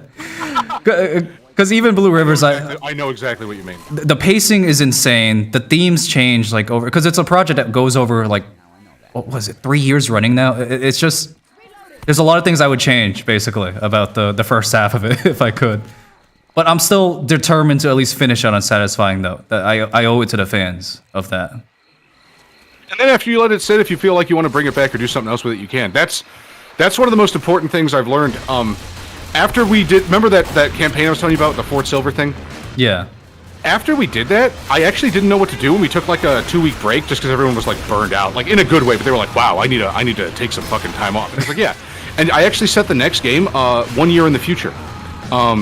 it was a year in the future. It was the day of the day of the tables turned again, right? And so it's the festival of the heroes of Fort Silver, and they go up to the thing and they get their honorary, like, hey, these are the guys that saved our asses a year ago. But this adventuring party, the like silver whatever, or the whatever those horses, they've contributed the most. They're the MVPs this year. This year they're the heroes of Fort Silver, and the party was like, what? Like they were like, we just got outdid by our own fucking festival. I don't think so, and that's what like spurred them back into action, you know. So it's good to take time off from stuff because you know they got to enjoy the fruits of their heroics, their labors. Into the drainage ditch. Yeah, no, I get what you mean. It's nothing inspires like a little friendly competition at the very least. Exactly. On y'all, I'm healing. Yeah. No, We're making it look easy. I'm honestly really excited to see more Ponte Historia. I know it's a pain in the ass. I wish I could draw. I've always wanted to be able to draw, and I know it's like, oh, if you just practice, it's like, yeah, but I didn't. So now I'm 29, and if I start now, I'll be good at drawing when I'm 41. So, like, but I don't need to now because AI art. Ha, ha, ha, fuck you, people. Fuck all of you that learned how to draw. Fuck you. It's like, especially with the writers and the voice actors have been like being hit. Everyone's getting hit by AI, so I don't feel like particularly targeted, though a lot of people do.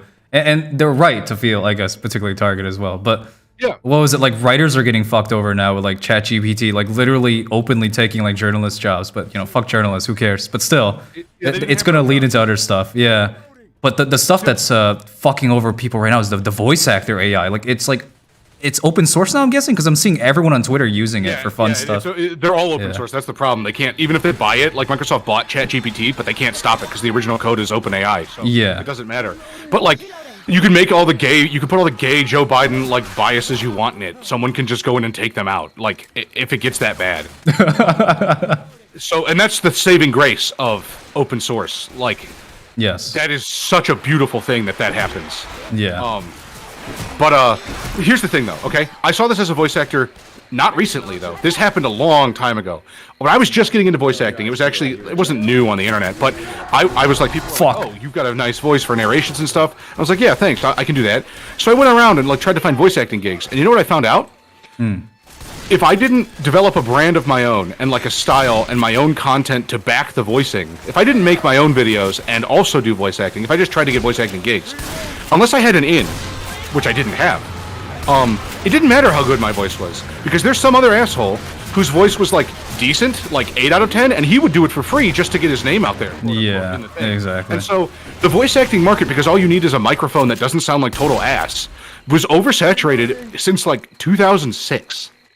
And artists are like, oh, if all you draw all day is the same thing on Twitter and you have not yet found a way to monetize it, or rather, the only thing you draw is the same thing over and over again every day, then guess what? If you don't have a Blue Rivers or a Ponte Historia, if you don't have an established narrative identity that you're working on, then sorry, AI art isn't that good yet, by the way. Like, some people can make it good because they're skilled with it, but it's not that good yet. But my point is that, like, if all you do all day is draw, like, fan art of other things, and that's how you got your 75,000 followers, and you take commissions, and you're worried about that affecting your job, you should be. Your job isn't real. You don't have a job. That's not a job. That's nothing. And it's just, your bluff is being called. It's the sad reality of, I mean, even artists back then that became known. Me and Amelia were just playing the Saints Row 3 or whatever, and it's such a like fucking boring game. But I got to show her like there's a specific Germa clip where he he's getting all like these DLC notifications the second he boots into the game, and it like drives from like patient curiosity to like instant like rage, because he goes from like, oh, cool, there's I didn't know there were TF2 masks in this game. And then by like the end of 20 seconds, he's going like, okay. So I would like to hear like an AI Germa that can actually manifest his like stress. You know, what's funny is I ran a bunch of old samples of my work through an AI to see if I could make a voice, and it can get it a little bit, but it can't do it. It can't actually mimic my voice. Maybe if I did more and more and more, but I did the full treatment. I didn't like skip anything. I don't know, but it was weird. But it's probably because I talk in a very, very strange way. But that can't be true. I'm sure it can do it. It's just I didn't do it right or something. But see, the thing is too, if you're an artist and you have 75,000 followers and you made it by drawing fan art and you work off commissions and you're worried about AI art, you're an idiot because you're still going to get the commissions because people are commissioning you because they like your art or like you. They're not commissioning you because they want. They want this specific thing from no one. Yeah, they're looking for you specifically. Oh my God! Oh, shit. It seems wrong when the thing hangs him. I don't know. Yeah, it's a lot of like the special infected here. The tone of the game is much more actiony than it is like depressing, but this is a horror game at the end of the day. The first one's, I think, scarier. It's still actiony, but it's a lot more like whoa, because you're a lot more helpless in a lot of ways too. Yeah.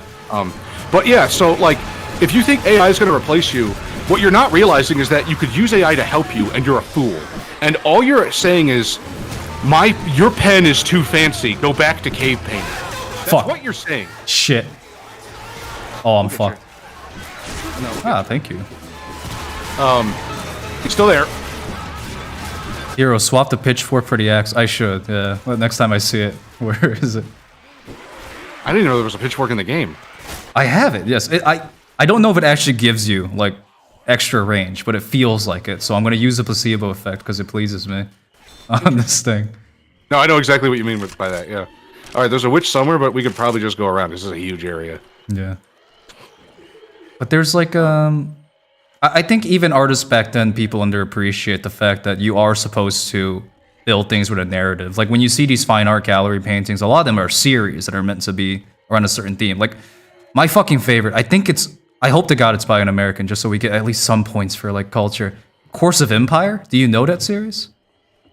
No, I do not. I gotta show you that one. It's like I think you'll recognize it if you see it. One of them. It's about like this same landscape, and it's beating me with the med kit. It's the same landscape, but it's being developed over 5 paintings into like the different phases of a civilization. Yeah, so it starts with like this explorers coming in. The second one is like shepherds and pastoral like huts. By the third one, it's like this empire in full celebration. They're sending in armies off in a parade. It's this gigantic populated urban like landscape.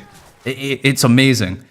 And the fourth is no, the third one's called like decadence, right? Because it's like they're marching their empires off. They're not even fighting. They're partying, hedonistic orgies. The fourth is like, it's destruction, I believe. And it's like they finally been having the thing done to them that they've been doing to others during their previous phase. They're getting invaded by a foreign power. It's full chaos in the capital. There's wars everywhere. It could even be a civil war, like looking at like they got the same weapons and stuff, which is even more of a tragedy. They're tearing themselves apart. And the fifth is desolation, which is like everything is destroyed and the landscape is pretty much back to how it was, but with the same kind of ruins that they found the explorers in the first painting. And it's meant to show this cycle of civilization. Anyways, I just like that because it shows a theme. There's a point to it. It tells a story that only that artist wanted to do. Ellis? Yeah, let's get Ellis. I agree with that. That is really cool. You love your panoramas, huh? But yeah. I also love panoramas. They're very they're not done well, and when they like fun fact, so it's hard to describe by talking about it, so I'll be quick, but the Hackmaster books have something similar. There's 4 Hackmaster character class books. There's the Griffmaster's Guide, which is for thieves, the Spellslinger's Guide, the Combatant's Guide, and the Cleric's Guide. And so those are the 4 classes, and the covers are actually this infinitely looping panorama of the 4 classes and all their little archetypes fighting a bunch of different threats, and if you place the covers next to each other, you can place them in any order as long as it's the correct order, so to speak, and it will make you can loop them. You can take the front, put it last, take the front, put it last, and they'll keep making this infinite panorama of them fighting these creatures in a circle, because you realize it's actually a 360 circle looking out from a central point, and it's really cool. Yeah, really cool. Hackmaster is Japanese, right? I think I do remember. Hackmaster was made in my hometown, actually. Western. Yep, it's made by a lawyer who is the only thing on Wikipedia about him is that he's self-described the best lawyer on earth. Cool. Yeah. Well, that's the lawyer I would trust, and I wouldn't want the one that said that he was a mediocre at his job. He did successfully win a lawsuit against Wizards of the Coast to like use all the D&D properties against their wishes somehow. That is cool. So, right. But yeah, I hear Tyler 1 in the distance. Oh, there it is.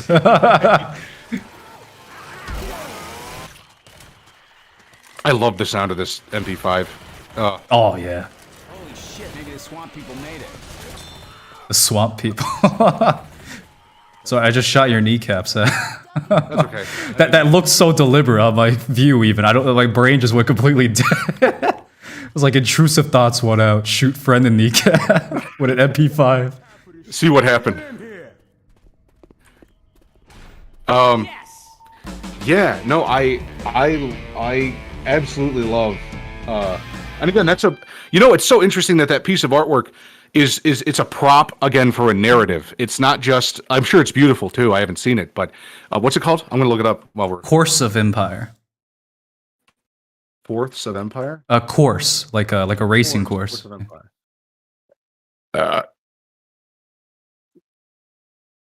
Oh shit. This is like one of the best things I've ever seen. Oh, dude, see all like 5 of them in a row. Yeah, it's fucking amazing. It's still one of my favorite like series probably ever. I like that you call them series. Most people don't think about them like that. I see idiots put online putting them on top of each other as if they don't realize they slide across. Yeah. I hate that. I hate when something has an obvious function like a pen, and it's like, oh, this is how you use the pen, and then someone like puts it up their ass, and you're like, a genius maneuver. You don't deserve to be alive. Oh man, these are cool. When was this made? I believe it was like by an 1800s American romanticist. Was it? Thomas Cole, or Cole Thomas. Yeah, he's an American. Ah, very cool. Always. Always us. It's always us. You go through Wikipedia, you see Nigerian inventions. You go through inventions. Hell yeah, ka-ching! It's always us. And the Nazis. The classic American-Nigerian rivalry. I love going on. Me and my friends will go on Wikipedia and just look up like Somali inventions, and it's like, oh yeah, they invented plumbing. And what's their version of plumbing? Oh, it's pooping in a ditch. It sounds like plumbing. We did that together once, where we just looked up like adventures around the world, and we found out that we're gonna get like swarmed by Indian like Twitter over this, but the Indian like invention page is just full of this stuff that's like, I'm gonna admit, it's dodgy at best sometimes. Their claims of being like the first to invent like the computer or something like that. Yeah, it made the first computer out of bugs and sticks. And it's like, yeah, I bet. And it's like I hate that crap. it's the insecurity in it, because like at the end of the day, who fucking cares? Like if you were the first to invent something or not? Exactly, it's the insecurity present that you see, the desperation to claim like something in your past that's not even that relevant anymore to your current success. Yeah. I have very good bosses, and I was at a work thing recently, and we were talking about where we came from. It just kind of came up naturally, and I talked about how my family's history is like we are basically original Americans, and we've talked about this before too.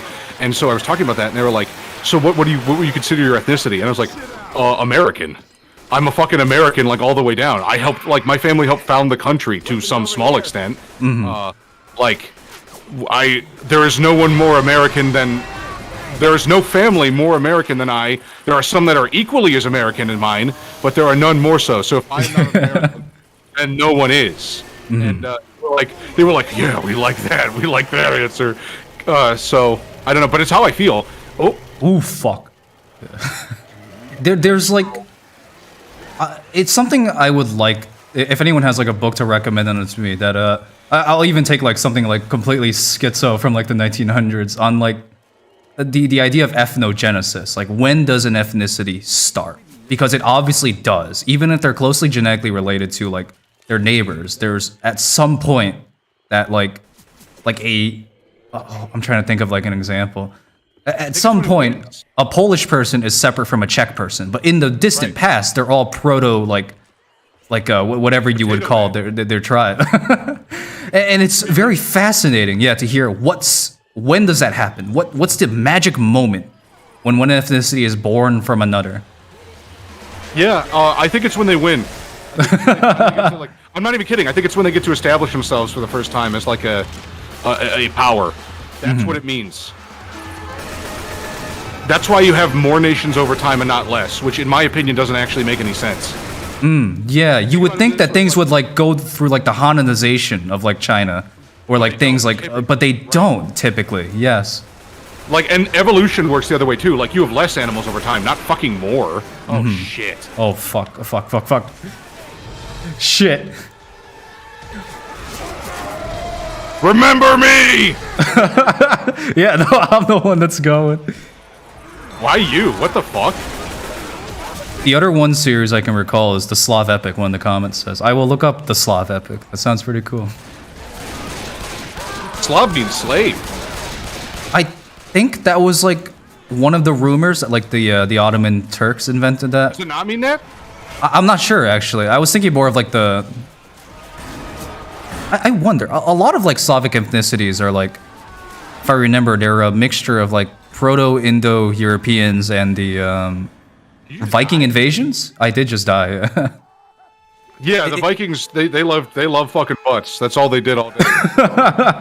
Well, the whole thing with the Anglo-Saxon, yeah, it's like that hyphen means something. There was an invasion. The AI art of like selfies in different eras, and the fucking one for the Vikings looked like a bunch of Redditors. Yes!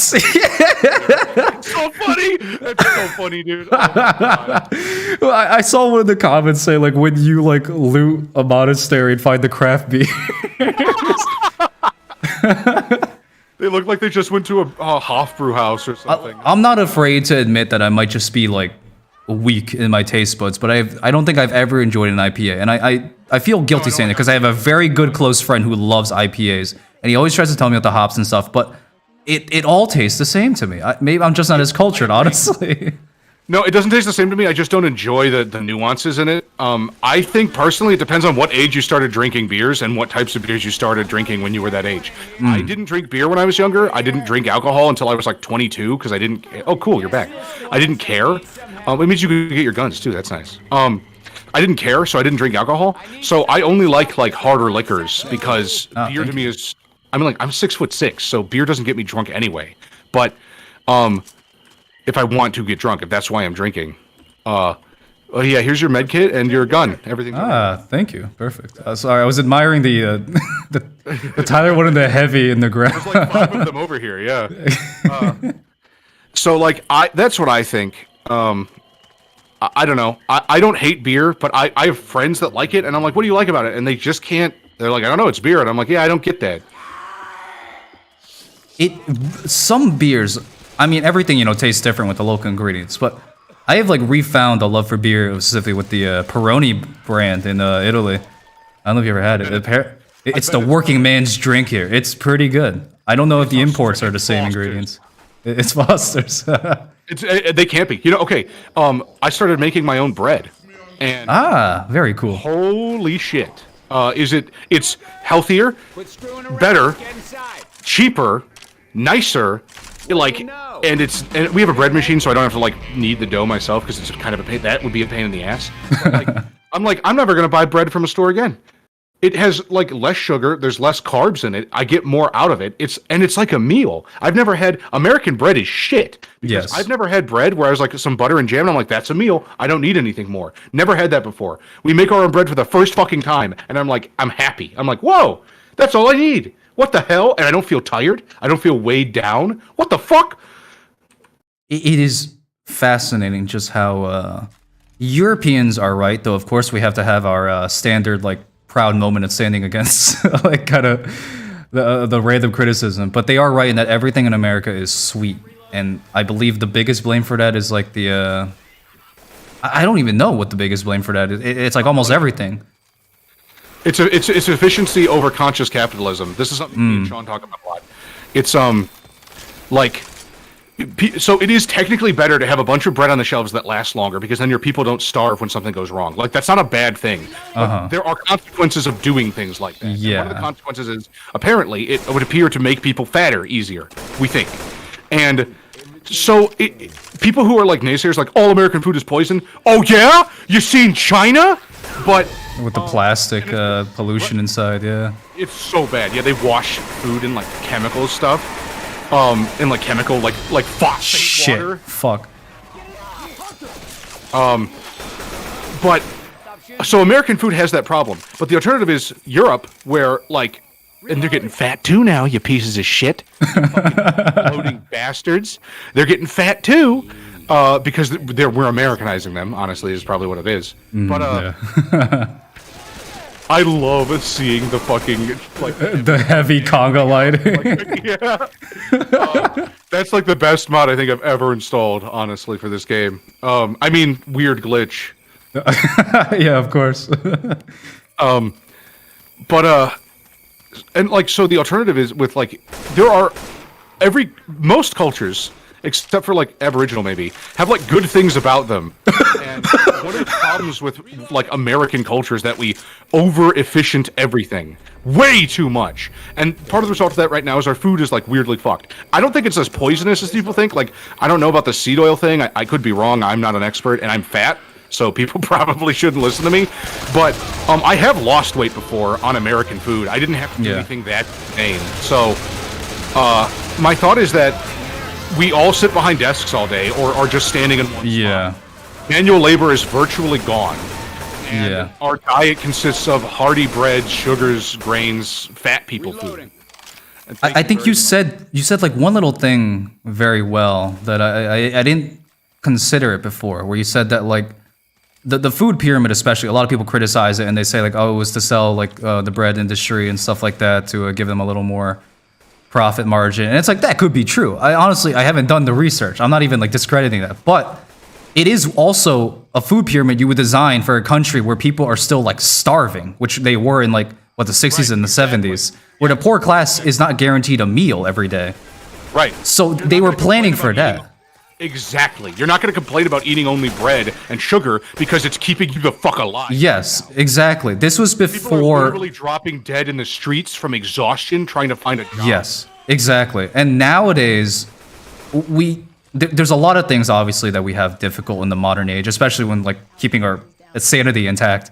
But one thing that we keep forgetting that we just don't deal with on average, of course, there's people who suffer from even not enough food in America. But we haven't had like a mass society-wide famine in what, 50 years in America? Yeah. Longer than that. Like longer than that. Yeah. So it's like that's why our food pyramid's fucked. It was made in an age when we did still have like not reliable and don't get me wrong, food storage. The new government one is also fucked. Yeah, exactly. That's because like eggs are $6 a thing, and yeah, they're probably fucking with it too. I'm not saying they're not actively manipulating it. Yeah, but, exactly. You're missing the forest through the trees if you're focusing on the corruption. Yes, there's corruption. Yeah, it's all bullshit. What are you gonna do? Let it make you miserable? Yeah, exactly. Buddy. There's never gonna be a non-corrupt system. Obviously, there's some that are much more corrupt than others that need to be rooted out. But that's kind of the critical idea here with a lot of ideologies that they're missing. Oh no, Mitch is all alone. That's the best part of America, is that we have a military that hates the president that hates the Congress and the military, a Congress that hates itself with the House and the Senate, a Department of Justice that fights against our like FBI and CIA, and they fight against each other, and the NSA's in there too, and they're all jockeying for budget with the ATF and the NSA and all that crap. And so you think like, oh, it's a problem, and it is a problem, but it also means that I've said this before, we're in a state of perpetual civil war, which means that no one side can ever gain enough power to permanently cripple the other side, it would appear, and that's amazing. And then you have corporate interests and like union interests, and they all have a voice, and the regular person, not that voting does anything. But, everyone has this voice, and it's like amazing. Like you want to be like, I don't vote personally, and I think some people should vote if they are they want normal lives, but I don't vote because I one day want to run a corporation that is big enough to lobby. And that sounds like evil, but I don't want to be evil with it. I have interests in my fellow man, and I have interests in my country. And if I have a company that lobbies, or if I have, not Elon Musk level wealth, but wealth to make people notice, then I am doing a lot more than voting. A lot of people forget that like a lot of like things in history that have done many forces for good, and that's arguable obviously on like perspective and stuff, but there's some clear things of like you go around in America to find a lot of like public hospitals and stuff like that, and a lot of them were opened up by like philanthropists. Yeah. Yes. It wasn't opened by a vote of like some politician because they're all cold-hearted, like ruthless people. It's just what it is. Yeah. It was opened up by like some millionaire, like steel tycoon, who unfortunately probably also abuses workers. But it is what it is, where he gives millions to open up a hospital that provides the same services to the poor who can't afford it. Right. It's a mess. It's complicated. It's what it is. Too, and I don't say this. I don't say this as an insult to people. I don't mean to demean people. So I hope I'm going to say that a couple times throughout this because this is a heavy thing. If you are a regular worker and you expect to be treated as if you are the boss, i.e., not abused, you are a fool. It is not. It is not in any culture since the dawn of time. This communist-ass bullshit of that you have, like, things that you deserve. And don't get me wrong, I want a better labor market for people. And like I'm saying, I'm not saying that you deserve it in the sense of I think you deserve it. I am saying... Tanks in the house. Essential. Oh, God. Did we start the thing? Is that why this is happening? Did we start the thing? I don't know. If you are a non-essential worker, how could you expect to not be treated like a gear in it? Yeah, we must have because the thing doesn't go, so yeah. How could you not expect to be treated like a gear in the machine? I'm not saying that you shouldn't have rights. Like, I actually don't think unions are that bad of a thing when they're fair, which never happens, but you know what I mean? When they're genuine, so to speak. I love doing that. You know you can do that, right? What? You can bash them in midair and stop any attack. Ah. If you play the game solo, you can actually survive, theoretically. But yeah, so you don't want to, if you're working for Amazon and you're like, man, these hours suck. Yeah, of course they suck. You might as well be a robot. That's how they see you. And if you expect differently, you are foolish. The only person who's going to treat you like a boss that you deserve is you after you earn it. And I don't like this whole, like, I don't think workers' rights are bad. Like, we don't want to go back to Tammany Hall-esque America where you get off a boat, you say who you voting for, and you say, I don't know, and they break your legs and say, now you know who you fucking voting for. Yeah. Like, the political machines of back then were insane. Like, anyone that wants to read into, like, just how bad things got in America. Because it wasn't only with that in the big cities, because of course they're going to be shitholes. It's just how cities are. Political machines is like the term we invented just to describe just how corrupt things got in like city administrations. How big they were, yeah. But in the rural country sectors, there were also the problems like these sheriffs, like you saw in the Battle of Athens of 1946, the American city of Athens, where they, this sheriff would just terrorize and fuck with everyone in the entire town. Right. And it gets to a point where it boils over, and we live in America, and we have guns, and that's the most goddamn important thing on Earth. I am not a gun guy. I think guns are cool as shit. I actually want to eventually start a weapons manufacturing company because I think they're that cool. But I don't actually love guns. I just understand how important they are. The power of a weapon in the arms of the citizens. Exactly. Yeah. It's why one of the first things like Tokugawa did after he took over Japan and like put in like extremely strict policies was confiscate the swords of almost everyone in the nation. Popperbog made a good point. They say, I loathe how much fast food workers and delivery drivers complain about their jobs and pay. And I agree. And I was going to bring up this earlier with the point. There's this account called Wages Taking L's, and it's sometimes funny, it's sometimes hit miss. But they had a huge miss recently, in my opinion, where they like posted these McDonald's badges of this woman, I think her name's Jennifer, I don't remember. Yes, of her moving up and like the... Moving up, and now she owns one. And like, yeah. They're like, that's an L? Like, that's the fucking... That can't happen anywhere else, man. That's not an L. Like, yeah, sure, she spent a lot of life on a company, but if that's a successful McDonald's, which I'm hoping it is, then she's making like $400K a year. She's fucking retired, bro. Like, yeah, she has to work still. I know that's how McDonald's works, but like, dude, you fucking wish you owned a McDonald's. You have no idea the amount of work that shit takes. It's not a wagey anymore, dude. You're a boss in your own right. You're a little yeoman. The whole idea of it, yeah, like I like the yeoman kind of a description as well, is that a small business used to be a lot more commonplace, and I'm not exactly sure even what decade that died out, but the idea was that you didn't need that 90s, 80s. You could afford to build your own business where you became your own boss, and even then you might not live the most comfortable and rich. You're breaking your back, but there goes your whole problem with like a fucking shitty supervisor of a company that's just like meatballing you. But the problem, of course, too, is like corporations have pretty much Walmart-sized so many small businesses out of almost anywhere. the solution to that is a fucking mess. There's probably several, but God. Right. And like, I don't think complaining is wrong too, because quite frankly, I don't think it's wrong. I just think it's a bad mentality to get sucked into. The reason Napoleon let his old guard complain was so that they would vent their frustrations and they wouldn't actually have to be solved. He would solve the important ones. He would solve the important ones, obviously, like, oh, we don't have enough food. He'd be like, whoa, food. And that's how you get good information, right? But half of it was like, yeah, I hear you. We need better guns. I'm going to kick that up to the big man. And then you walk away because now they feel validated. I actually do that all the time when people complain to me. Like, I'm going to make sure the big man hears about this immediately. You're right. And people are right to complain. Most of my friends right now are working in retail jobs because that's all there fucking is in America anymore, unless you're a specialist. And it's actually not that bad, but the worst part are the other Americans. I say that with quotation fingers. The customers. A lot of people, and it's not just one race or ethnicity or whatever. There's just, Americans are so fucking entitled right now. It makes me sick.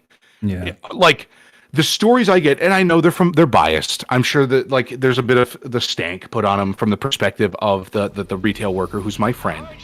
But the idea that like you can go into a store and ask someone to cut you a specific type of cheese that's from from across the ocean because it's from fucking France, and it's not cut to the right thickness, so you raise a stink because you were part of a caste slave society. Oops, guess which person I'm talking about here.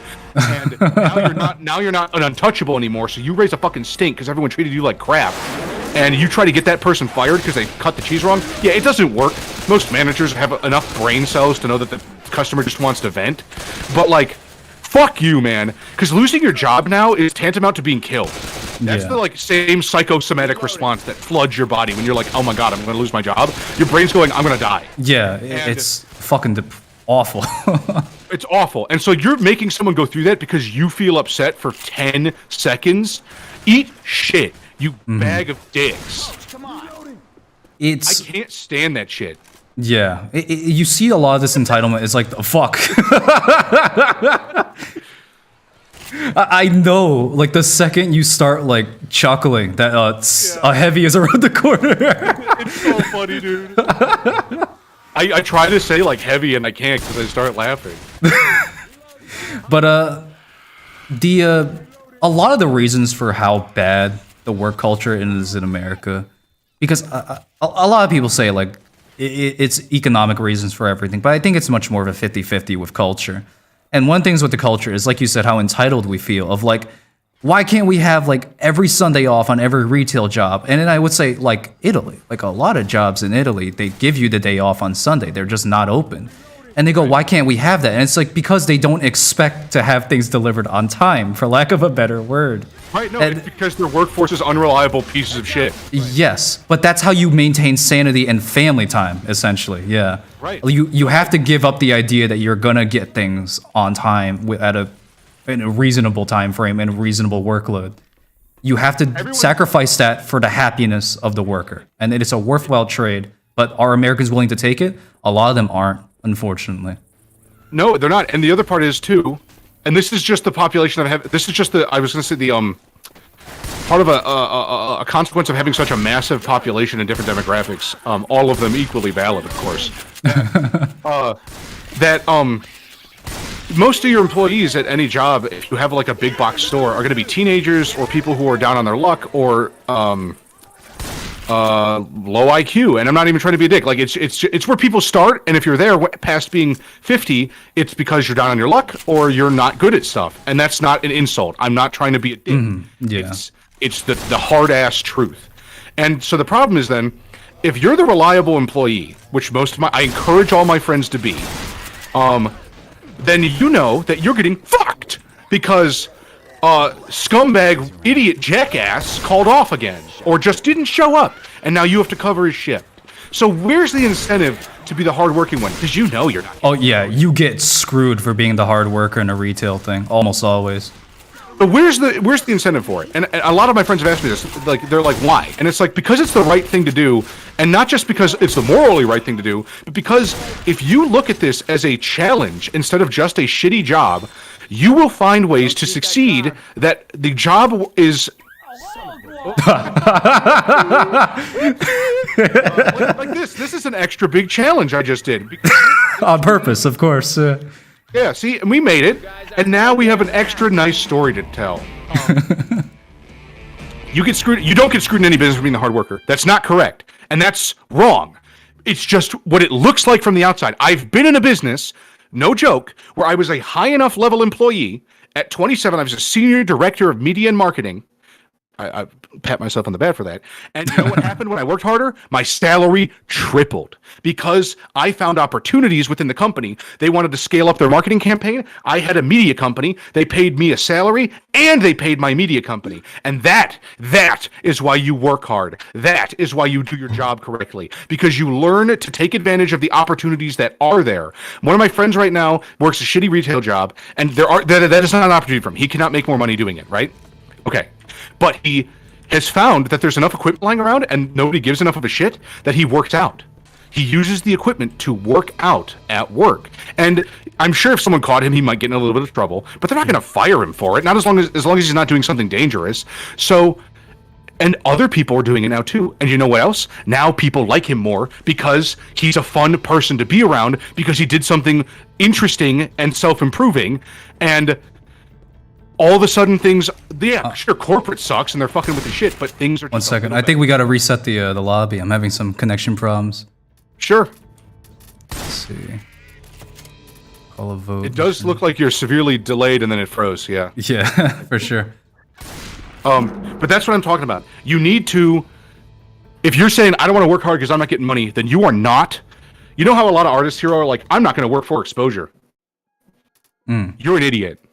I don't think you should allow yourself to be pushed over, but sometimes one of my best, I did Husband Hotel. I was the production manager for Husband Hotel, and she was willing to pay me, but Viv is a friend, so I actually declined the payment, because after doing Husband Hotel, I wasn't, by the way, I wasn't trying to call you out, Sergeant Major Alex. I'm not trying to call anyone out specifically. I know, I'm just trying to give people a positive silver lining to grab onto. Husband Hotel was like a door kicker for my resume. I worked for exposure, and I would encourage everyone, if they can find an opportunity like that, to take it at all costs, if they can do it. Because from that, I got a job where I was paid like $200K a year. And it ended. All good things come to an end. Usually the gooder they are, the quicker they end. But you have to keep your mind open to taking advantage of all of the things that a company is offering you. If they're giving you a job where you don't do anything and it's boring, and you're just on your phone all day, what are you fucking doing? You could be on your phone at least reading something important, like learning something, applying for other jobs that don't suck, working out, like if that's possible. And I know these don't apply to everyone, but there must be something you're not siphoning the fucking resources out of. Because if a company and a bank is going to treat you like you're a resource, then you need to do the exact same thing back. Did you know most people don't shop for their banks?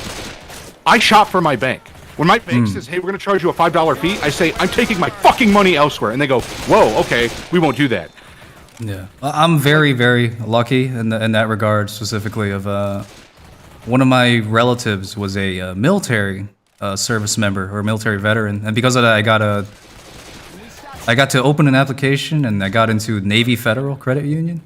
Oh, yeah, So- the good one? Yeah, exactly. So I'm like when people talk to me like, yeah, but like which bank do I choose? I always have to say like, I'm sorry, I've lucked out entirely, completely in that regard. Yeah, exactly. And I don't have that, but I'll tell you right now, if you're shit. a regular person, there are still massive advantages for you. I promise. Like, I've told you what I did to like BlockFi, how I took them for like 30K. Like, you can rip money out of these institutions. Here's my current grip right now. My credit score is in a perpetual cycle of going up infinitely. Even though I bought a house, it tanked like 100 points when I bought a house. Here's why my credit score goes up, okay? I bet you've heard before, maybe, or I guess I shouldn't say that, but I heard, I'll say it that way, that if you open too many credit cards, they're going to tank your credit score. Has anyone else heard that before? Hero, you ever heard that? I have heard that before. That's not true? Did you know the opposite's true? That you want to have as many credit cards as possible all the time, and that because opening a credit card might ding you a point or two, depending on your credit score, right? Like every time you open a card, they're like, hey, we're doing a credit check, so you lose a little bit because when someone looks into your credit, it looked sketchy, I guess, to the bank, and therefore they ding you a point or two. Usually not more than that, but a point or two is not great. However, if you have 10 credit cards with $10,000 limits on each of them, you have $100,000 in credit. That means that that when you max one of those credit cards, because you're an idiot, you still have 90% of your credit untouched. When your credit score is amazing, and when you pay off that $10,000, if you pay it off, you should never pay off your credit cards, you look like a god in the credit system. And then what happens is your credit score starts to inch up, and then you'll get Oh fuck. back up. You'll get offers in the mail for cards that say, hey, if you spend $500 within 3 months, we'll give you $200 back. And so now they're giving you money and to have the credit card. So what you should do, if you had the fucking balls, is you should open that credit card, spend exactly $500, take the credit thing, spend the $200 credit, and then don't close the card, never use it again. And eventually the company will close the credit card, but it takes like 2 years for them to catch on. And if you use it like once a year, they won't do it anyway. And so what ends up happening is your credit score starts going up slowly, and then you'll get more offers because they want this high credit civilian. They're like, oh, this guy's credit score went from a 750 to a 780 in like 3 months. We really want this guy on our team because he must be spending a lot of money. And the system is broken, and they don't realize that I haven't paid my utility bills in like 3 years because roughly once a month I get an offer for $500. If I spend $500, I get $200 back. So I send them my utility bills, which is about $500, and then they take $200 off my utility bills every time. I'm now getting offers for my business where they're saying like, hey, spend $6,000 on our card and you'll get $900 back. And that's a lot of money. But I can actually take that card into PayPal, pay myself my salary for the month with the credit card, and then I'm not even buying something. Oops. I'm not even buying something. I'm just paying myself money and making money paying myself money. And that's called a spiral up. And you can do this. You can do this too. It's not that hard. But you have to be paying attention. I think, if anything, something extremely difficult about finding success in America is, I'm saying this as someone who I know nothing about almost these financial life hacks, and I'm very thankful for you for telling me them, is that we pretty much have to be, like financial geniuses sometimes to find success there. Whereas in some other countries where, for lack of a better word, the banking system completely just doesn't really work. People rely on their clan pretty much to you want to open a small business. Where do you get the loans? You get it from family, which, that's not a perfect system either. But in the even Italian clans, that's like kind of how they do it. And the thing about that is like, that can lead to some family drama, of course, when things don't work out well. But you don't have to be a paperwork, I'm not even a paperwork expert, but what would you even call like that sort of stuff of like having to constantly hunt almost for these cashback schemes and such. Exhausted. It's exhausting. It's exhausting. Yeah. And eventually you get into a system and a rhythm and it gets easier. But like, you know how much mental energy it took? Like, I'm lucky that I'm smart and I figured that out. No one taught me that. It's not like, to me it seems obvious, I guess, now, but it obviously wasn't to me. I wasn't doing it my whole life. It's clearly not an obvious thing. And a lot of it is there's these artificial consequences around credit cards. They're like, pay it off or else. What or else? How many of you guys own a house? None. Almost nobody watching. Like almost none of my friends own a house. Right? Why are we returning to Broadway? It's this map specifically that keeps glitching me. Yeah, we'll pick a different one. Yeah, we're still gaming. Yeah. Like, okay, so almost nobody owns a house. Some people own cars and stuff. But if you have a credit card and you don't pay it off, what are they really gonna fucking do to you? I mean, really? Like, they're going to trank your credit score? Oh, were you going to ever own a house that way anyway? No. And here's the best part, okay? If you have, like, let's say $30,000 in credit card debt, what you should be doing is ignoring all their calls and racking up as much debt as possible. and I don't say this lightly. I'm not saying this like, you need to be really careful about how you do this because you don't want to give away your location. But when they eventually call you, you want to sound like a retarded person. And you want to say like, I don't know what's going on. That's still one of my favorite Sam Hyde like skits where he talks about like, he goes like, jeez. Jeez. Yeah. I didn't even realize you talked about that like 2 years ago. I've been doing that for years because you know what happens if they think you're retarded? They take mercy on you and they say, oh, okay, Mr. Retardo, you can't pay $1,000 a month and you owe like $45,000 on this credit card. It's happening again. I'm sorry. I'm gonna try a different server type, maybe. Okay, that's fine. What happens, Mr. Retardo? Mr. Retardo, what can you pay? And you go, I don't know, $10, and they say, okay, whatever. Sometimes they say, okay, whatever. When a credit card company, and this works with medical debt too, when a hospital gives you a bill, I actually got an erroneous hospital bill. My insurance just didn't want to cover it. Fun fact. I had full coverage at the time, and then they said, yeah, we only covered 90%. We're thinking you can handle the other 10%. And I was like, what? You better call back my insurance company because you're not getting a fucking dime from me. And they sent me bills and bills and bills, and it tanked my credit a little bit. Not much. It was like 20 points. It's a lot. It's a lot, but it's not a lot. And it went away. You know why it went away? Because it was like $2,000 ultimately. It wasn't that much. And I told them, you're never gonna get money from me. This isn't even my real phone number. I've called them from an anonymous line. Like, you don't even have the right person. So give up. And they gave up. And if you have a ton of debt, you can actually hire people that are called credit repair agencies. And what they do is they flood credit card companies and banks with like useless paperwork that takes up their resources, and they start forgiving chunks of your debt to get you to back off. Basically, you strongman them into fucking off. And everyone's like, well, that's dishonest. And you're right, it is. It is technically a dishonest thing. The whole game is dishonest, yeah. They would put you in chains. Yeah. If debtors' prisons were still a thing, people forget about this. Debtors' prisons were a thing, even in America. It was just normal to imprison people that got into debt. In fucking, like, Han Dynasty, like, Three Kingdoms era China, they sent you to they put you in a military uniform and sent you to the frontier to get, like, skewered by, like, Mongol barbarians if you were in, like, any form of, like, debt to, like, someone. It was brutal. It was awful. They can't do that anymore. Thank God. They can't. There's no actual repercussions. They can't. They're not even supposed to show up at your address and harass you. Although I'm sure that really never happened to me. Yeah, they're not supposed to do that. They don't have a legal right. And here's the other part. Here's the part that'll make it justifiable. So you're still thinking, yeah, I don't want to do that though because I'm a honest person. I get it. I totally get it. What if I told you that the company that was attempting to collect your debt for the hospital actually purchased your debt from the hospital? Yeah. So that's how it works. Right, it wasn't doing it on the behalf of the hospital like they pretend. They actually purchased your debt from the hospital for like to make money off of it. Yeah. And they're trying to grill your ass to make money off of it.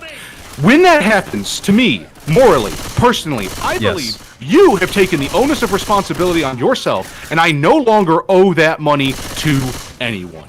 It is, yeah, the hospital's already been paid in a lot of cases. Something relevant to that I actually wanted to touch on. I grew up in a pretty broke-ass area, so I had a lot of friends who, like, even their relatives would say stuff like, oh, I would never go to hospital. I'd rather just die because I have this life-threatening condition and stuff like that. And I laugh out of pure awkwardness just because I feel awful for those people. And I always have to tell them the same thing of like, if it's a public hospital, they're not gonna like really, I mean, they're gonna grill you, but a lot of the cases, they have these programs where they will forgive like most of the bill for like, especially a life-threatening injury that you need like cured or something like that. Yeah. Like, so, like, please, like, go to it and save your life. And, like, when they try to collect, just, and they might even tell you the options that are extra scummy about it, but there are options to get, like, most of it removed. You want a hot fucking pro tip? If you really need to go to the hospital, go somewhere near your house, dump your wallet, call an ambulance, and then don't have an ID on you. Sorry, I realize... Because they are entitled to cure you. Because, like, you have to be a psychopath as a doctor, too, to even refuse that idea. They can't. I don't believe they're allowed to refuse you. And if they are, you know, fair enough, honestly, I get it. But, like, a lot of people don't even know this. You guys know hospitals are privately owned, right? There's a CEO and a board of directors, and they're making fucking bank off of you. This is not some sort of charitable resource that just gets passed around and, oh, these poor doctors. The doctors are part of a much larger system. The only people you'd be defrauding would be like private practices. Yeah. And you don't ever go to a private practice. The hospital gets your tax money to stay afloat, and then the CEO pays himself like $20 million in tax-free dividends a year, and then complains about how his hospital's going under to get more fucking government money, which is your tax money. You should never feel bad, ever, about racking up hospital debt. You should never feel bad, ever, about racking up any debt, because remember, the only thing they could ever maybe take from you is your house, and they've created a system where you're not allowed to get one anymore. So what fucking incentive do we have as people? And I say that as a guy with one, and I still do these tricks.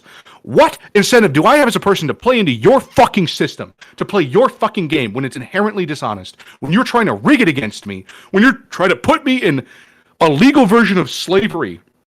Yeah. Screw you, man. Like, you show up at my doorstep, you better be strapped, because you're not walking out of here. It's like even a lot of people, even Americans who are Christian, they forget like the Bible even condemns like usury, you know, and usury just means like this awful interest rates that where you're clearly trying to make a profit off of someone instead of helping them, essentially. Someone very close to me while drunk once said, and I don't know if I believe this or not, but it was very funny. He said, the Jews got everyone circumcised so they could blend in better. And I was like, like went through my brain like a bolt of lightning. And I was like, from that point forward, I don't know why that's related. I'm not sure who owns banks. I don't know why I brought that up, but because I'm so random. But yeah. And again, I don't want to make this a fucking like. Making this into a tribalistic fight is bullshit. Like, you don't understand. If there's someone's telling you there's a bigger they, as in like, and they're identifying the they're lying to you. That they is lying to you. There are theys. There are groups of bad people. There are groups of moneyed people. But they are so small and so specific. It's representative of a bigger problem of human greed, yeah, at the end of the day. You might as well be saying, like, the they is all companies in America, not Amazon, not Walmart.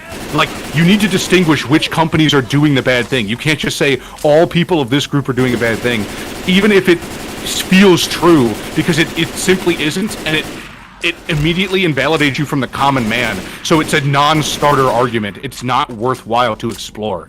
Even if you think you're right, it's not worthwhile to explore. It's better to identify your attacker and annihilate them in a different way. You know, it's not all banks are bad. There are small credit unions. There are mom and pop banks. And I'm sure they're doing their best to Navy Federal has always treated me very well. Right. I like my bank. My bank's Fifth Third. A lot of people don't like it, but I have a good guy at the bank, and he helps me. He's like, hey, we got a problem here. You want to work this out with me? Or I'm like, hey, I don't know what's going on with this thing. Like, oh. Yeah. I was shocked at your audacity there. Yeah. With the witch. Don't mistake my my foolishness for audacity. I'm gonna light her on fire. Yeah. Bazinga. Sprint past. What do I look like? A fucking Kenyan? Oh wait, I'm Lewis. I'm not sure he specifically got Kenyan in. Oh shit! They're never gonna let us on this fucking train. I swear to God. It's a reverse Auschwitz.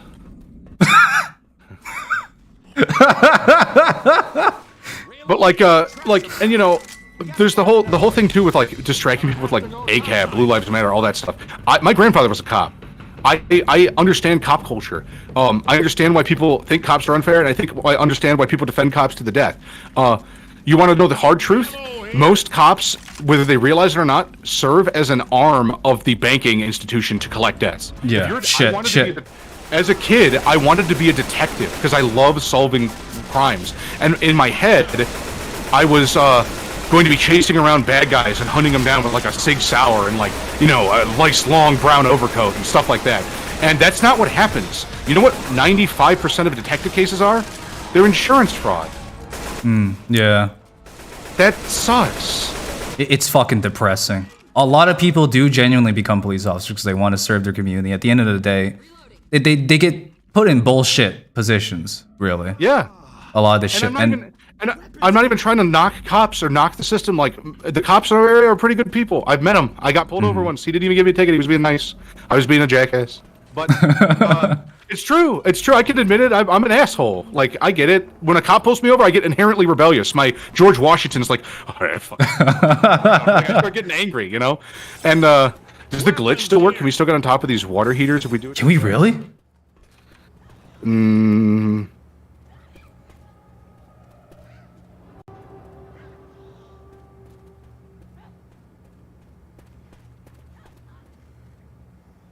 Nah, we'll go for the challenge. We'll do this. You still there, Mitch? Yeah, you cut out. Oh, sorry. Yeah, okay. I think we're good now then. I don't think we can get up on there, but you used to be able to. In the Left 4 Dead 1, you can like jump on these little nubs and get on top of the thing. You ready? Yeah, I'm ready.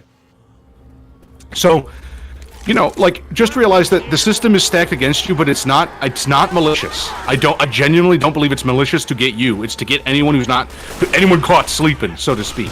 So you need to not be sleeping. You gotta pay attention, and if you do that, the rewards typically follow. Oh shit. Oh fuck. Oh yeah, she's gone. She's gone. And Francis. They'll be fine. We're fine. We'll just hold. They'll come to us, and they'll be a good distraction. It's fine. The bots are hardy. And so, if you like the conversations, give it a like and share it because Hero needs to fucking eat. Olive oil doesn't buy itself. And please check out Mitch's tabletop RPG. Too sweet. Yeah, no, I don't want people to despair. I got into this huge argument on Twitter actually a while ago because people were freaking out about climate change, which happening or not, I'm not going to say. I don't know. I'm not a whatever. I don't think so, but I don't know. And they just said like, it's time. We've been polite for long enough. We have to fight back. We have to get people attention. It's okay to be alarmist. And I'm like, no, it isn't. Fuck you. People are going through enough shit already. Nothing good ever comes out of neuroticism. You never make the correct decision in a panic. Ever. Yeah, I think the biggest example of that is like the French Revolution, especially just the amount of chaos. Like, Right. More panicked people is not a good thing, for lack of a better We're word. the only animal that can stop and think. And you're saying we shouldn't do that. Fuck off. I just hate that shit. So don't despair. If you can do one thing for your family and friends before you die, let them say that you never despaired. One of my most beautiful things that I love a lot about the Bible and the Christianity in general is that despair is a sin, and I really appreciate I always forget that. I always forget that. It's hard for me. I'm a smart guy. It is hard. That's why it is like, you know, It's a lot of so these hard. things. I have a top-down, like, you don't have to be smart to despair, but like, I have a top-down perspective on economics to some extent. Like, I'm a small businessman, and I'm somewhat successful, and I'm busy. And that could change, but I understand typically how the wheels turn, and it's a scary system. I mean, you know, Oh, I'm yeah. just fighting Moloch, and he's 700 feet tall, you know? But you can't despair. If there's one thing you can do for your family and friends, and they're not going to appreciate it until you do it for like 5 years straight. By the way. Yeah, to be a rock. Talking about? What are you fucking talking about? Everything's shit. Everything's shit. That's what they're gonna do sometimes. But if you can do one thing for your friends and family, say it's gonna be okay. We're gonna get through this. If you can do that, you have become, I don't know, like the eternal calm of like an emperor, king, or Christ. Like Yeah. when you think about like the Stoic emperor, the like young emperor, like a Zhuge Liang type figure, he didn't panic. I know he wasn't an emperor, but like this, you just calmly assess the situation. You say, I know this course of action is correct, or I believe it to be correct. It is my only choice to go forward. And it's like, do that for the people in your life. Yeah. Every day.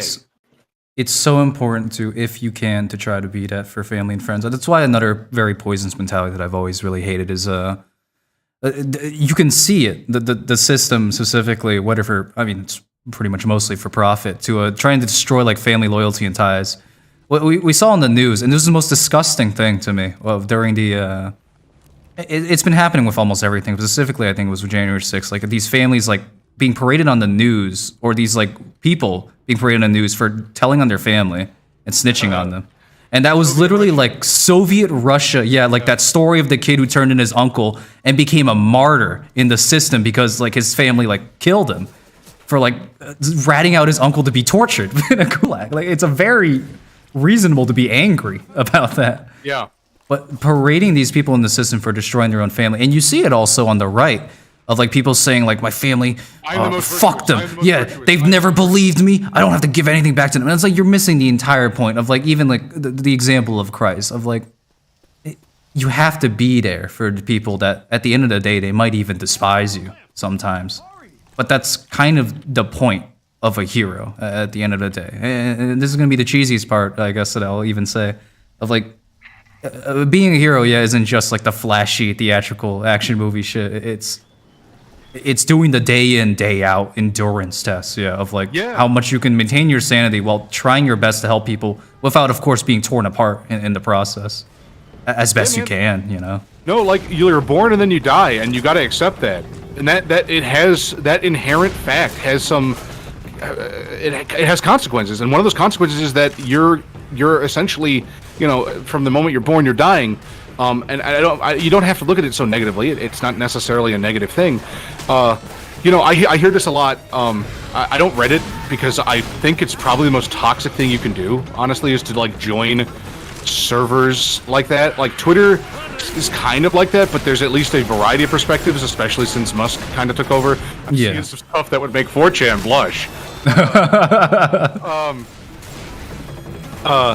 Like Reddit is inherently designed to balkanize you into groups that agree with each other, and there are exceptions to that.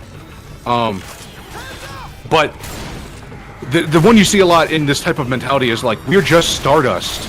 And like, if you have ever watched the old actual Carl Sagan videos, he doesn't say just, buddy. He says, we are Stardust. Do you understand how fucking cool that is? Like, it's not a matter of like, oh, we're just Stardust. We're inanimate matter given life. We're just a speck in the universe.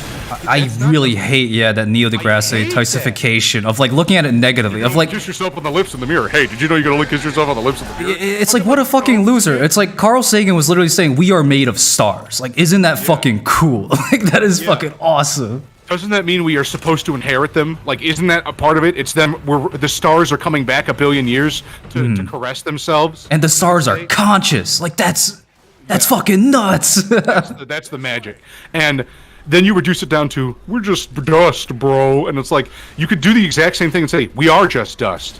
Isn't that fucking awesome? Yeah. Like, how did the fucking, like, everything will itself into existence and, like, think about itself? And of course, for the most part, I'm going to say, oh, holy shit, that's obviously, like, God and stuff. But, like, even if you look at that from a secular standpoint, how can you not just be amazed at how far we've gotten? How lucky you are, you son of a bitch! You complainer? Yeah, kill me. How lucky you are, you son of a bitch, to be alive, to perceive that you are alive, to understand where you come from, and to be born late enough to even, like, be able to watch this on a computer, and then you fucking complain about it from your iPhone. You piece of shit! You ungrateful scum! I think they tried to escape. You're gonna complain about something, it's fine. Like I said earlier, I understand that the Inventing is a process, it's when you make it an addiction. Existence. Yeah. Shut up! I'm so happy with Smiling Friends, like, making, like, a refutation of, like, 2 seconds of denialism, because it's just, I think it's single-handedly made, like, almost everyone on the internet much more tolerable. Because that just gets posted in response to anyone's being overly edgy, and they disappear from embarrassment. And that's good. That's a good thing. Yeah.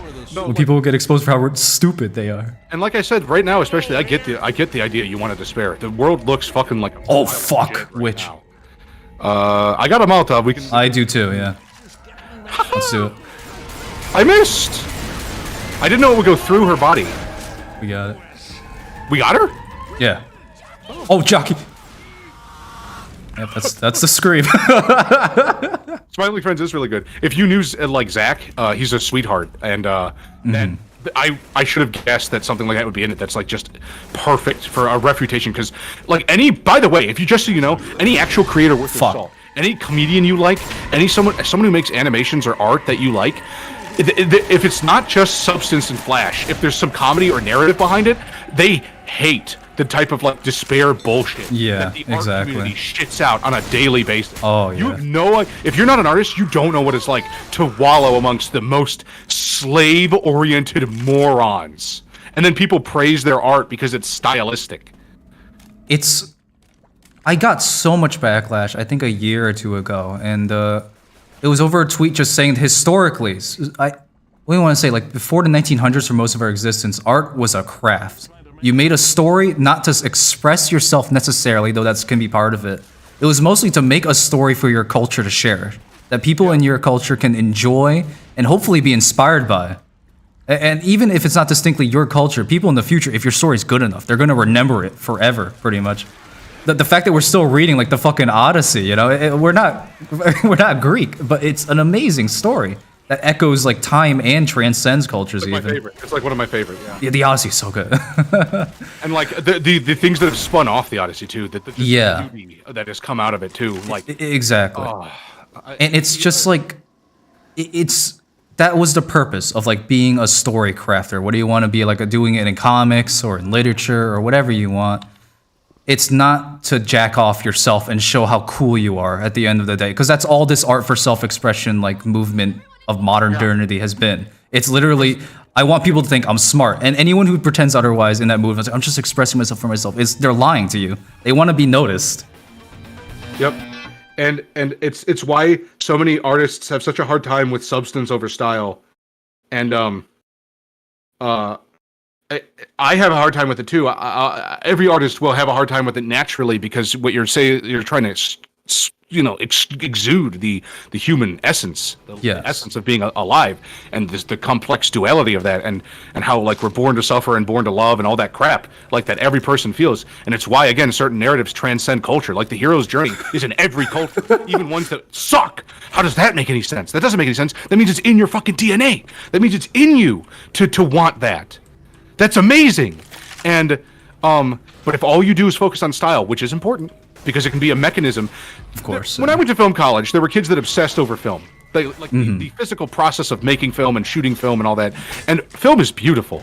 But I was more concerned with the message that I was telling through the film. And film was just a tool with which I could relay that message. The beauty was actually utilitarian in nature to an extent. And you have to not get caught up in it. I think Sam Hyde says like factory line assembly, and that's right for your work ethic, but for your mentality, you need to be in a sense of it shouldn't matter to you, it should matter to all. That's like the you want to make something that resonates. That's like the point, is that I don't know. Like I get exactly what you're saying, of like the message is also, you can get it even from like the goal of like who you're trying to like inspire. Like for me, a lot of Blue Rivers and even some of Ponti's story is like meant to be like, I don't know, like people ask like who it's for, and I always say it's for like pretty much everyone who I know is suffering, including my friends in like the West currently. And it's like, do I even have a solution really? I'm not even sure. In Ponti's story, I'm going to show off more like small town like dynamics and how it works out, and how maybe we can take some parts of it that would be very helpful for our mental sanity. But it's like, I feel like people feel like the core heart of my projects is meant to be like a celebration of the struggle that we are mostly going through, of like just trying to keep our friends and ourselves intact. Right. And so, and then the best part about this, the thing that really, really, like, and here's the paradox, right? Okay, so you should make things that resonate with everyone. How do you know whatever resonates with everyone? Well, you don't. You can only look inward on yourself. Yes. Therein is the art. Yes, and the expression even that you want. That's why so many artists get confused about like what art is about. It's not for spraying yourself all over everyone else. It's for letting people into you. And most people are very, very afraid to do that, and I understand why. It's a terrifying idea. You know all the parts of yourself that are horrible. That are always in everyone, but specific to you. You know all your failures. And so it's like comedy. I'm a comedian at heart, and so the only things I know that are funny are things I find funny, right? I can't make comedy for other people. I can, but it's then just pandering, and it's never going to be as good because I don't find it funny. I have to do what I find funny, and if other people don't find that funny, that's fine. That usually just means that my technique is off, my craft is off, but not the message usually, because it must be funny. I find it funny, so it doesn't mean it's inherently. I don't know. That's the paradox, right? Don't get sucked into one thing. Don't ever let yourself become the center of your art. Ever.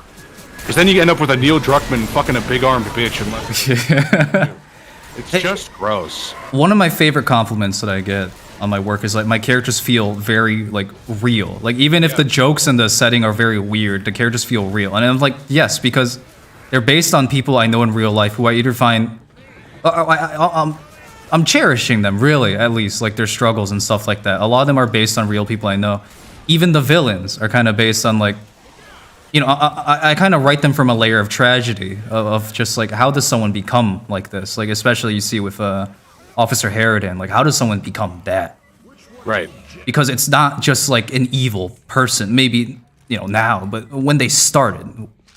And a lot of it is just like misguided idealism, for lack of a better word, or even not the idealism that's guided in a right way, but it's abused by a system that's just at the end of the day about power, pretty much. Right. And so they use all these buzzwords on her, like freedom, liberation. They say it constantly, they say democracy constantly, but the point of it is like the word has no substance to it anymore. It's all, like you said, style. And it's used that way constantly in the comic. Of like, we're fighting for freedom. What is that? Whatever's good for my current like organization, it's terrorizing the populace. Right. And no, exactly. And like, damn you, Lewis, you blew the thought out of the side of my head. Much like that zombie. You have this intrinsic, like, the way you write characters is very well, like, good. Like, it is probably your strongest skill, honestly, is that they do feel inherently relatable. I was gonna say, no villain wakes up every day and goes, I'm the villain. And everyone knows that. So why does that happen? And then why do you also get the other part of the overly sympathetic villain? Like, not every villain should be relatable necessarily. It doesn't mean necessarily. Like, let's take the greatest story ever written, Guts Griffith.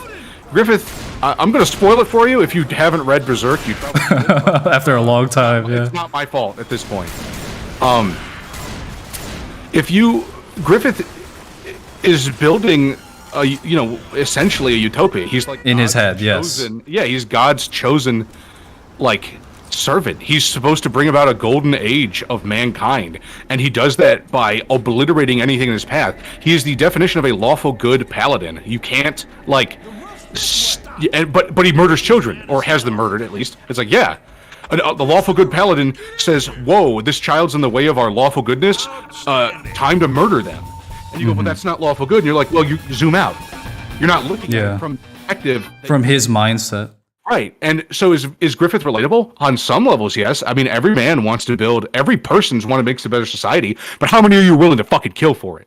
It is not really relatable. It is crazy how many people like still like have no clue of like what drives Griffith forward, and like people go like, is it like a 4D chess thing or whatever?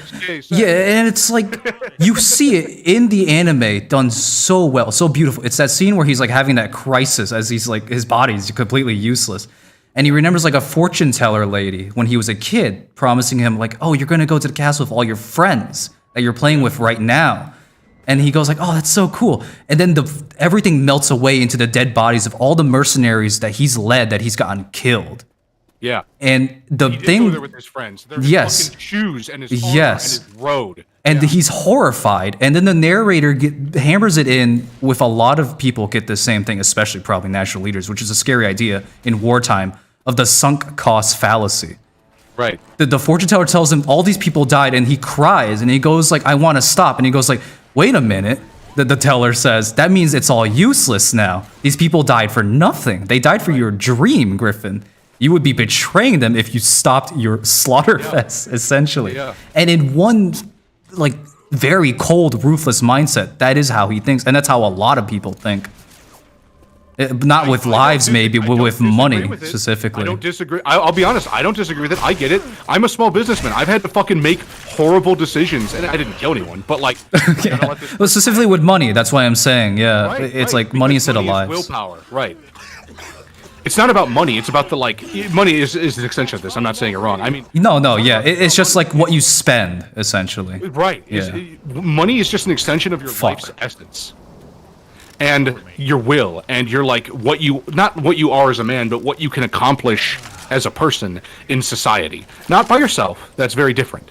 But, like... it's a measurable metric that we use, at least, to, like, symbolize power, of course, at the very least. Well, it's the most liquid form of it, yeah. And, we didn't get a med box. At least they're on the roof. Oh, my God.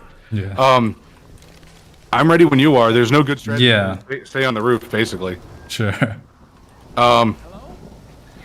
But, and then you contradict that with Guts, who is he could be a Griffith in training. I mean, if you've read the manga, you know that's kind of what's happening. And I haven't actually caught up with the whole thing, truth be told, but I know enough about it.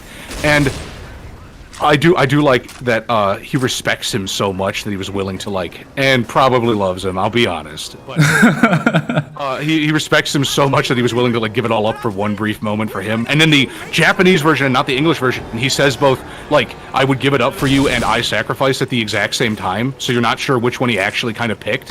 Which is There's like this in the manga, it's handled beautifully of like where you say like where he's a Griffith in training and where it all crumbles, and this is one of Griffith's great failings that's trying to be presented. He looks down on people, even the ones who are dying for him, which is how a lot of leaders, like, you know, the most brutal ones think. And it's like this conversation I think he's having with the princess before all shit goes insane.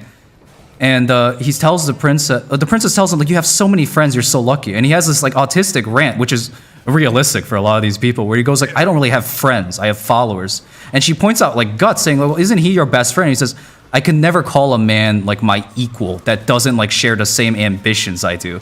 That basically doesn't also want to be, like, a ruthless leader. Griffith can't appreciate the people around him, basically, and he's is his clearly big problem. lying, too, because Yes. he's literally in love with at least the idea of Guts and him doing this forever. Yes, of a best friend figure that he can rely on. He's lying to himself, even. And that's the tragedy. And Guts overhears that. And instead It of... fucking wounds him, yeah. It fucking blows him away. And he gets really sad, I think, for a moment. But then he just gets inspired to be like, all right, I'm going to be like someone like Griffith then. Because I want to be worthy of being his best friend. I think he literally says that word for word. Yes. And when he does that, and he like leaves Griffith, and he wins in the duel to go separately, Griffith gets fucking blown away, and he loses his shit. And it turns out he did not want an equal. He was lying to himself. Right, he was lying Yes. the whole time. Right. He was lying the whole The time. fact that Guts now may be his equal drives him insane. He Yes. doesn't know what to do. Yeah. And it's his own. It's his own upcoming like downfall because he's the one who Yes. fucking said it in the first place, and it inspired Guts to reach. the Exactly. conversation. Exactly. And you know what I was saying earlier? I was saying when we first started talking, I was like, I see all these synonyms in media now with my own life, and I'm like, Fuck. wow. Because I actually only read Berserk like a year ago. I started it. I was late to the party.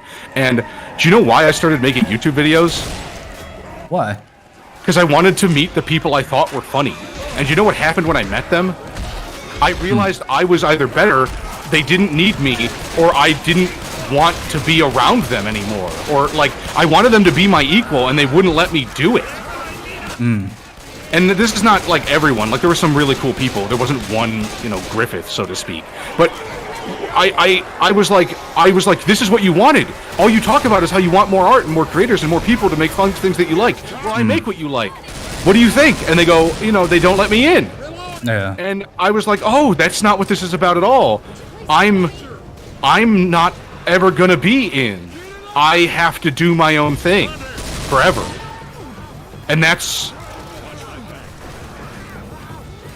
I don't know. I just, these like things I'm like, we were at, actually, you're invited to the next one, by the way, but I had like a Thanksgiving for all my friends who couldn't see their family because of COVID bullshit and stuff. Oh, that's And we very invited nice. We invited people from all over the country, and I think I did invite you, but you're an idiot, you know, you're. Yeah. But, Oh, fuck. I always appreciate it. so I knew it wasn't gonna happen, and at the thing, we were just talking about something like this. It's just talking, and someone was like, it like made my day because it's like, yeah, but they're like. I think they were talking about Berserk because we had just introduced it to one of my other friends, and one of my friends completely out of the blue says, Mitch is the most guts person I've ever met in my life, and I would like almost broke down crying because I didn't have to beg for the compliment. It just happened, and I'll send you a picture later. I'm not going to do it on stream, but they were saying it specifically in relation to at first.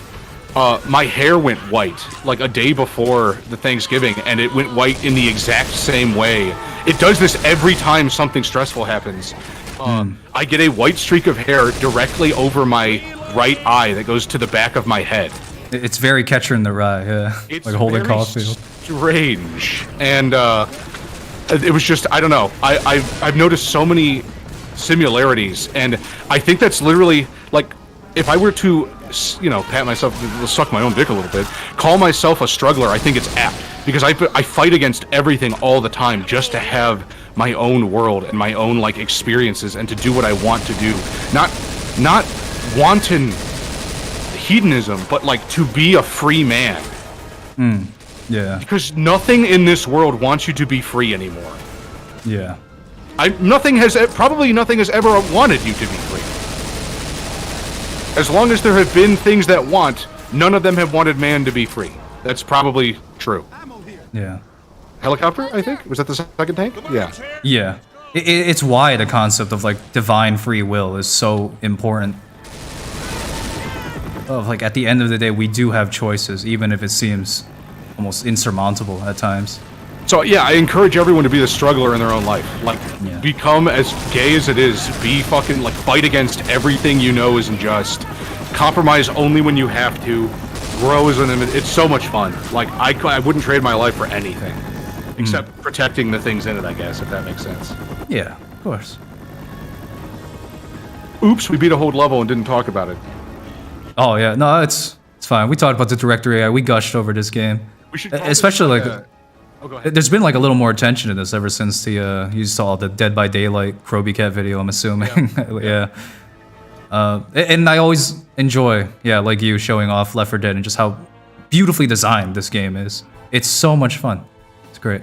Also, we've been streaming for like almost 3 hours, so I want to give us at least a break until next time we do it. Sure. We should do like Yes. we should do a regular thing if you want to and call it like Opium Den or something. What if Opium. where do you like philosophers meet? Because we didn't talk about game stuff at all. We just talked about like life. They mostly spoke. I mean, even since like probably the invention of coffee and what like a Turkish like philosophy club, it's always cafes. Yeah, is where philosophers and funny, goofy scholar guys meet. That's why it's a cafe in persona. Yeah. Well, all right, Mitch. Fantastic talking to you. I'm gonna stop the stream right now, and we'll enjoy ourselves most likely very soon. Yeah, we'll see about like doing this a week from now, 2 weeks from now. Give ourselves a bit of a, like I said, break to work on our own projects and stuff. But yes, thank you very much. Check out Mitch's project that he's been working on for a while, Star Spanner, the sci-fi tabletop RPG that I will also be helping out with the art within, much like Parapedia. 1,000 zombies were harmed in the making of this film. I'm gonna. Would you like to say your last? Support Hero. Get some of his shirts off or stickers off Digital Grifter because I make them, but I don't make any money, and then he gets to eat, and everyone wins. I get to eat solidified olive oil. Yeah.